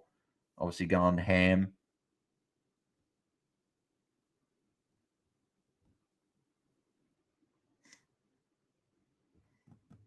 Hopefully they get Taranto back on. 2 minutes to go. You need him on. He's one of your best players. And when the game's so close, if he ends up, he's going to end up on like a 118, isn't he? Which is, Sashi's back on with the tackle. Good, okay. 118, still 2 minutes to go. If he can get 120, I'll be happy. One more handball for Taranto would be gold. Brendan, I'm at 19.9 million. I think anything around that 20 million mark's okay for this time. Obviously, a lot of good coaches, unlike myself, are at 20 and a half or more, which is obviously very good. Going to be very handy during the buys. This could be a year where if you've got a lot more team value, it could be actually very, very handy, especially during the buys when you can downgrade in the buys and upgrade and get your better premiums on a lot quicker. Fiorini could get it here. So Fiorini will get, so that'll be, I think it's 80s on now. Considering that he was on 32 at half time and he was on track for not a great score, he's rescued it well in the second half. So maybe he's not that trade out. because he can still pump out solid scores. Jason, I'm on Brisbane 40 plus, so I'm getting ants. Oh, okay, that's why, Jason. I thought you were actually saying you wanted to end or whatever, but yeah, you got him for 40 plus, so you want it to end so you get your thing. Wilmot plus 6 there as well. Well, hopefully Brisbane still win by 44 you, so you can get that in. But yeah, 43 points. It's close. So I don't think it's going to cash. I think that Brisbane will still stay up by that. Ashcroft's there for +6. Oh my God, he's so good, isn't he? That's the 120. A few people said, can we get an Ashcroft 120? That's him there. And they're just chipping around. So be great if Wilmot could get involved for like a junk sort of 18 quick points. That'd be nice. I know he got a +6 just before, but it'd be good if he get a little bit more. Toronto 120. Yes. Good. Jack Mulder. OMG. What, Jack? What's happened? No, they're not adding up, Brendan. I don't know why they're being silly on Dream Stats. Oh, wait. Is there a winner after Siren? Hang on. I'm going to change it.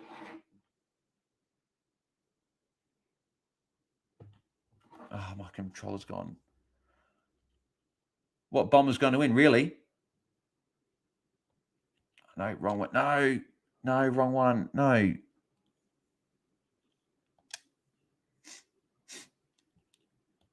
I'm stuffing up. I'm not going to see it. It's the Richmond. Come on, I've pressed the X button. Come on, let's go. I just want to put it on here. I want to see if this is what's happening here.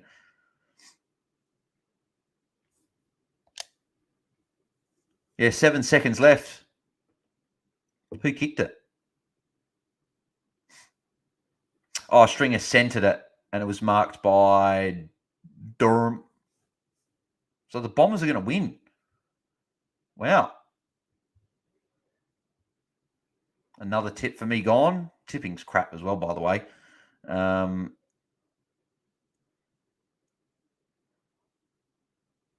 Be good for Toronto. A quick, like, couple of tackles here or something. Quick tackle. Get to maybe 124 or something. So they've got to get a quick clearance here. Richmond. Don't know what they're waiting for here in the game. Like the umpires got the ball and whatever. Of course, Humphrey's on 90. Really disappointing. Could have had Humphrey and Hobbs, who's probably on around the same. Could have got a couple of 90s from trade-ins. And both would have been on field. I would have only had one score under 90. Oh, there was a streaker on the field. That's why. I still don't understand why people do that. Like, so what a waste. So there's the start. There's the three midfielders. You got Merritt, Stringer, and Caldwell. They're the three in the middle at the moment. So Toronto won't get any points. That'll be the game, I think. Yep, 1 point. The Bombers win by a point. I think Richmond have had the wood over Essendon on the Dreamtime, the G games for a while. So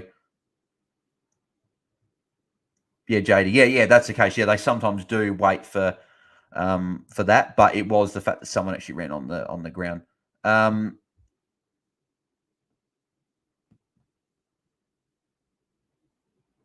Jason, do you watch NRL? No, I don't. I only do Game Day Squad, NRL Fantasy, but I don't actually watch it, unfortunately. A lot of people saying Bombs are going to win, and obviously they did. FFS Anderson, man, you were my chance to go massive this week. Yeah, and what did you get? 79. It's disappointing, isn't it? DJ Brack, Essendon Tigers games, epic. Brendan, lowest score on my forward lines, Gordon with 106. Beauty. Humphrey, 90. The kid is good. Yeah, I know he is. Just disappointed I didn't jump on him. That's 2 90s in a row now, and I've missed out on that cash gen from this week. That's 87 points he outscored his break even by. Jack Mulder, Richmond have won last turn against Essendon. Yeah, that's right. Yeah, I thought they had a long streak against them. Underscores Merritt, there's an extra 50 on Oliver and Humphrey, 40 on Sharp. Yeah, I know. That's, yeah. Sucks when that happens with our trades, doesn't it? Brendan, I think I like the bigger point screen. My eyes struggle with the little numbers. Yeah, so you prefer not that one. You prefer that one. So if people prefer this one, I'd be happy to do it. So yeah, but let's go through the scores from the game. I'll have a look at my phone to make sure they are updated. So go through this game first. McCluggage 128, so it hasn't fully updated. Ashcroft 127, one absolute beast. Dunkley 125. Neil 117, Gunston 100, Danaher 95, Rao and Humphrey 90 each, Witts 88, Berry 85, McPherson 85, Atkins 84. So you take that from Atkins. Fiorini 80, that's good as well, considering that he wasn't doing too great there. Wilmot 74. Oh, wow, that's tempting. Wilmot 74. I could bench Jinby and take that score. I'm probably going to I'm going to take that score, actually. Best case, I'll lose 10 points, but worst case, I'll lose 10 points, but best case, I can gain maybe some. So I'll take Wilmot, actually. So in a positive light for Jinby, I'll actually be able to take Wilmot 74. Power 67, that's disappointing. That was one I probably dodged. I nearly got him in a couple of weeks ago, but didn't get him. McKenna 60, considering he's on 20-something at three-quarter time, did okay to get to there.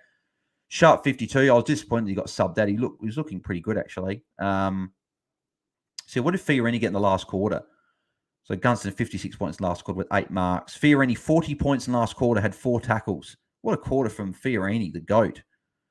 So that's good. Then the other game as well, Merritt 158, that's massive. Ridley 127, Taranto 120. I'll take it. I'm pretty happy with the 120 because Marshall, if he goes well, he's not going to go. I don't think that much more than Taranto. And if Taranto's my VC, I would have banked it anyway. So McGrath 117, that's annoying. Rioli 114, Caldwell 112. He had 31 touches. Caldwell's an interesting option. Hobbs 92 in the end. So with 7 marks, 6, that was pretty good. Couple of 90s there. Again, that's a little annoying. But if Ash does go 120, then I guess it's probably evened out a little bit. Maybe just the cash gen will maybe cost me a little bit. But at least then it's made me sure that I will get him in next week. Short 99. So, yeah, not too bad. Merritt was just obviously ridiculous. Taranto, obviously, 32 points in the last quarter. So Taranto had a good second half, but Taranto didn't have any of his 40-point quarters this game, where he normally has one. But still, he finished off pretty well, which is good. At least I had him captain. It could have been worse. So, yeah, so what am I? I'm 1540. I've still got 8 left. So, again, I'm on track for a good score. Can't complain really too much. But as I said, just the trades, I could have been on a bit more as well. But yeah, Ashcroft with that 127, break even to 57. He's going to be over 700 this week. That's his first 120 score, so he obviously played amazing. It's just the Peddler. I could have had what's his name on instead of Peddler. I would have had Humphrey on, which would have been an extra 50. And then, so yeah, if Ash goes 120 plus tomorrow, then that only means I only lost about 10, 15 points. And I've probably got the better long-term player in him. So, yeah, me and Tim, our matchup. So, I've got... Actually, I've got to put it on the other screen, actually. That'll be a bit better. So, I've got... So, Tim's had Dawson 85, Johannesson 43, Butters 148, Rochelle 74, English 121, and then he's got Cornelio to come. Right, that's the only difference we've got. And then I've got Will Day, Lockie Ash, Jack Steele, and I'll probably take Wilmot 74 over Jinby to play. Just because, yeah, Jinby's only gone over 74 once in his last 6 weeks. I know he's got Hawthorn, but he might get rested a little bit again. So I'd be happy to put him on the bench and take Wilmot 74 and bank those points.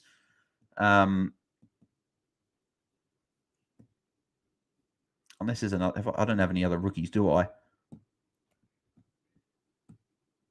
Yeah, I don't have anyone else I'd actually bench. It's just, yeah, Jinby's the only one. I would have benched Peddler to get the Wilmot 74. I just didn't have the trust in him. So, yeah. So, who do you guys reckon will win out of those, out of that? So, I've got, yeah, Whitfield. So, no, he's got Whitfield. He's getting Whitfield. So, I've got Will Day, Lockie Ash, Jack Steele, and then probably Wilmot 74, if not, it'll be Jimmy. So I've got 4 left, and he's got Cornelio. I'm down by 250 points. So I need pretty much most of my players to score near 100. I need probably Will Day, Lockie Ash, and Jack Steele to go hundreds each. And then Cogs, if he gets a 90, I could potentially be on track. I might be close. It'll be close between me and Tim. If I had the Hobbs and Humphrey one, I probably would be in a good position. Not necessarily a win, but a good position. Wow, Mitch is going well. Mitch had bloody Merritt in his team. Mitch from Ball Boys brought Merritt into his team this week. So he had his midfield. Taranto 120, Bont 110, Brayshaw 135, Gordon in his midfield 106, Merritt 158, Ashcroft 127. Wow, he's gone huge. He's still, how many players he got left? He's got 1, 2, 3, 4, 5, 6. He's got 6 players to come, and he's going to take the 74 from that. So he's got 5 players left, and he's already on 2,000. He's going to be 2,500. I didn't actually expect this many people to be doing, like, huge. That's obviously why it's a bit disappointing, where I could have actually kept up with everyone if I'd Humphrey and that. Because what did I say? 1,540. I'll be about 16, just over 1,600 with 7 left. So I'm only on track for 2,300, which I say only, but that's just because a lot of people are on track for 24s at the moment. And people looking like they're on for big scores. I've missed a bit of chat, so let's go through this here. Porter, Dennis. This round is looking yuck for me already. Dropped down to 92 overall. You're still obviously in a good position there, but yeah, obviously if you haven't got those big players, you might go down. Ouch says take Wilmot score. I think I will be 74. I said if he got 70 plus, I'd probably take it, and 74 is pretty good. So I think I will take it. I'll bank the points. Who's to say Jimmy's not going to go get 40 tomorrow? So I'd rather bank the points. So yeah, I think I will. Sasha, what's par do you reckon? At the moment, it's probably 2,400, 2,300 actually, because a lot of people are going big with a lot of players that are going pretty solid this week. So yeah, it's probably upwards of 2,300, I would imagine. Corey Blackledge, 14.23 before scaling with Sicily, Noble, Hunt, Green, Kelly, Walsh, Warple, Marshall, Cogs. So you got 9 left. So yeah, you're probably on track for about par-ish, Corey, maybe a little bit over. It might be 22.50. I'm not sure. Looks like there's some big scores going on out there. Andrew Griffiths, Anderson, Port. I'm thinking of trading, just not enough. Yeah, I would still hold Anderson, to be honest. Sasha, I traded Wilmot, Humphrey on bench. Yeah, so I guess I held Wilmot, so it's good. He got a 70. I just really would have rather to have gotten Humphrey and that in for the cash gen. It's probably only going to cost me 20 points on field this week. It's just maybe going to cost me in the future weeks for cash gen. But then maybe is that the way I just go bite the bullet and go Humphrey and Waller next week, miss Hobbs. But I'll probably go Hobbs and that. So yeah, I'll be okay. It's just annoying. Brendan, 16.31 with 8 to go. One of those is Chesser, though. The rest are Primos. Yeah, so you're obviously doing really, really well, Brendan, there. So good score for you. Neil, best on ground, and Merritt, best on ground. Yes, they got the 2 best on ground awards there. I thought Ashcroft was almost better than Neil tonight. I thought Ashcroft was really, really good. Porter Dennis, should I captain Green, Marshall, or Walsh? I wouldn't do Walsh against Collingwood, I don't think. I think a 110 is probably what he'd get, 115. It's between Green and Marshall. If you want to go against the grain, Porter, Green's probably the pick with that high ceiling, but I'd probably go Marshall out of the 3 with the good matchup against Briggs. So I'd probably do Marshall, but you could go either way. It's both are good options. Andrew Griffith, 17.37 with 6 to go. Will be a huge round for everyone. Yeah, I think it will be. James Rees-Woods, 13.47 with 9 to go. And Marshall's captain, home for a miracle from Rowan. Yeah, well, you are on track for about 2,400 there, James. So you're on track for a good round as well. Ravel Window Cleaning Services, 16.79 with 7 to come. So you're on track for near 2,400. Ratkins and Humphrey and Supercoach, both of them got 100. Did they really? I didn't get Humphrey because I couldn't quite get the upgrade in Supercoach I wanted, but yeah, if he went well there, that's good. Atkins as well. I didn't get Atkins in Supercoach. I got him in the other 2, though. Liam Smith, currently I'm 17.80 with 6 to go. So again, you're on track for 2,400 as well. Corey Blackledge, 14.23 with 9 to go. Hopefully you get a great score. Hopefully you do, Corey. Mottram's Mail's going to have a killer score. Yeah, so what's he on? I'll have a look at his score. Actually, where am I? And where's my overall rank? I'm 8th. I'm 8,000. I've got 8 to come. And I'm probably got more than most coaches. So I'm probably going to rise, obviously, up again. Hopefully, top 5K would be nice. Yeah, Matt Motch, obviously, we said before, is top at the moment, which is ridiculous. He's 17th for the round as well. So obviously brought in Merritt, his boy. He's Merritt. What if Merritt goes and helps him again? That's ridiculous. He's got Dacos, Green, Hollands, Marshall. So he's got 4 left. 4 left to come. But again, he's only had players score under 90. Dawson 85, Stewart 72, Atkins 84, Fiorini 80. And yeah, they're the only guys under 90. But he's had some huge scores. He's had like Yashiza 112, Sarong 125, Merritt 158. You had obviously the Ashcroft 127, English 121, Taranto's captain 120, Rosie 121, Butters 148, Dunkley 125. So his forward line's gone absolutely ham. So he's on track for a monster score. He could be top 100 for the round, which is crazy how good he's going at the moment. But yeah, he's going to have a big score. Ravel winner clean services. God, I wish I knew Faye wasn't going to be the sub for GOS tomorrow. I could loop Wilmot in, move Dane to midfield when I trade Holland. Don't lose points, have 500k next week. I don't think Faye will be the sub, but could you... but that's right. You were going to say about Holland's on field. I don't think he'll be the sub. I think he'll be Ward. Because if he was going to debut, they would have named it already. So I don't think he'll be the sub. But again, do you want to take that risk? I'd probably just trade... I would play Wilmot on field. So I'd play Holland's on field. I wouldn't take the 74 from Wilmot just because I wouldn't risk it. DJ Bratt, I'm 100 under par with JJ, Pether, and poor captain choice. Yeah, unfortunately. With the JJ one, that's going to obviously hurt. That's the thing with Tim's got JJ, but we're sort of on track for around the same. It's going to be close. James Rees Woods, why did everyone get Hobbs? What was the high branding? Because with Shield, Parrish, and Setterfield all out, just his pedigree and junior numbers, he's going to get midfield time. So he got 92 tonight. That's why everyone was on him, and he did well. So I'm looking at him next week. Maybe Caldwell as well. Caldwell's the smoky that no one talked about that I'll look at. SC Seb, 15-21, 9 left. Oh, wow. You're on track for a good score there, mate. Harry Thomas, 11-48, 10, and Marshall captain to go. Good. You're about 2,300. So anything 2,300 or over, I think, is going to be good. So Andrew says, I have 10 players remaining, 1374. Yeah, Andrew, you're on track for a good score. Yeah, very good score, Andrew. So that's a good week for you, mate. Corey, I'm 8K as well. Hopefully I go up in ranks as well. Yeah, hopefully we both move up in ranks. But yeah, that'll be all from the stream tonight. Apologies if I was salty for the majority of it. Obviously, as I said, just with the trades, it ruined it. But again, if Ash goes big tomorrow, then I guess it sort of evens out. So, Andrew, I had Josh Dunkley's captain, scored 250 points for him. Good stuff, Andrew. Good work there. But yeah, that'll be it for the stream tonight. As I said, apologies, salty with the trades and stuff. But hey, that's what fantasy does for us sometimes. There'll be streams where I'll probably come on and there'll be trades I made that are great and I'll be like really, really happy. But yeah, just the way fantasy goes. But yeah, if you did enjoy it, make sure you leave a like on the video. It does help the channel out if with all the algorithm stuff, more people that said the watch longs, more people get involved. We had over 20 for most of the watch long time, which is great. So the first time really we had most of me 20 over for the whole thing. So if we can keep building this, maybe we hit 30 people watching next week and then 40.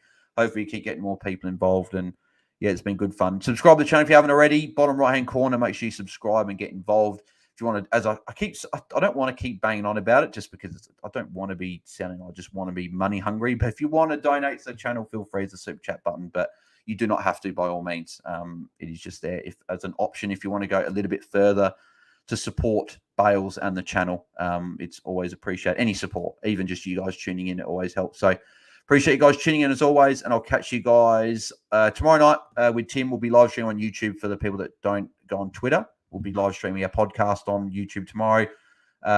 Normal time, 7:30 Eastern. And yeah, we'll be talking to a few coaches and yeah, we'll be reviewing the round that was. I might be salty depending on how Ash goes, but I could be okay. So we'll have to see how it goes. So there you go. A few people saying cheers. Bales from Ouch, Corey, Sasha, Ravel, Window Cleaning Services. Thanks, guys. DJ Bratt, good luck with the channel. Bales, cheers. Thanks, guys. Appreciate all the support, and I'll catch you guys tomorrow with our podcast live stream. So, and I'll be doing the Q&A after as well. Like we do our podcast, and then everyone tuning on YouTube, I'll answer everyone's questions that we didn't get to in the show after. So make sure you stay tuned after, and I'll do that. But I'll catch you guys tomorrow. Good luck for the rest of the round, guys. Cheers.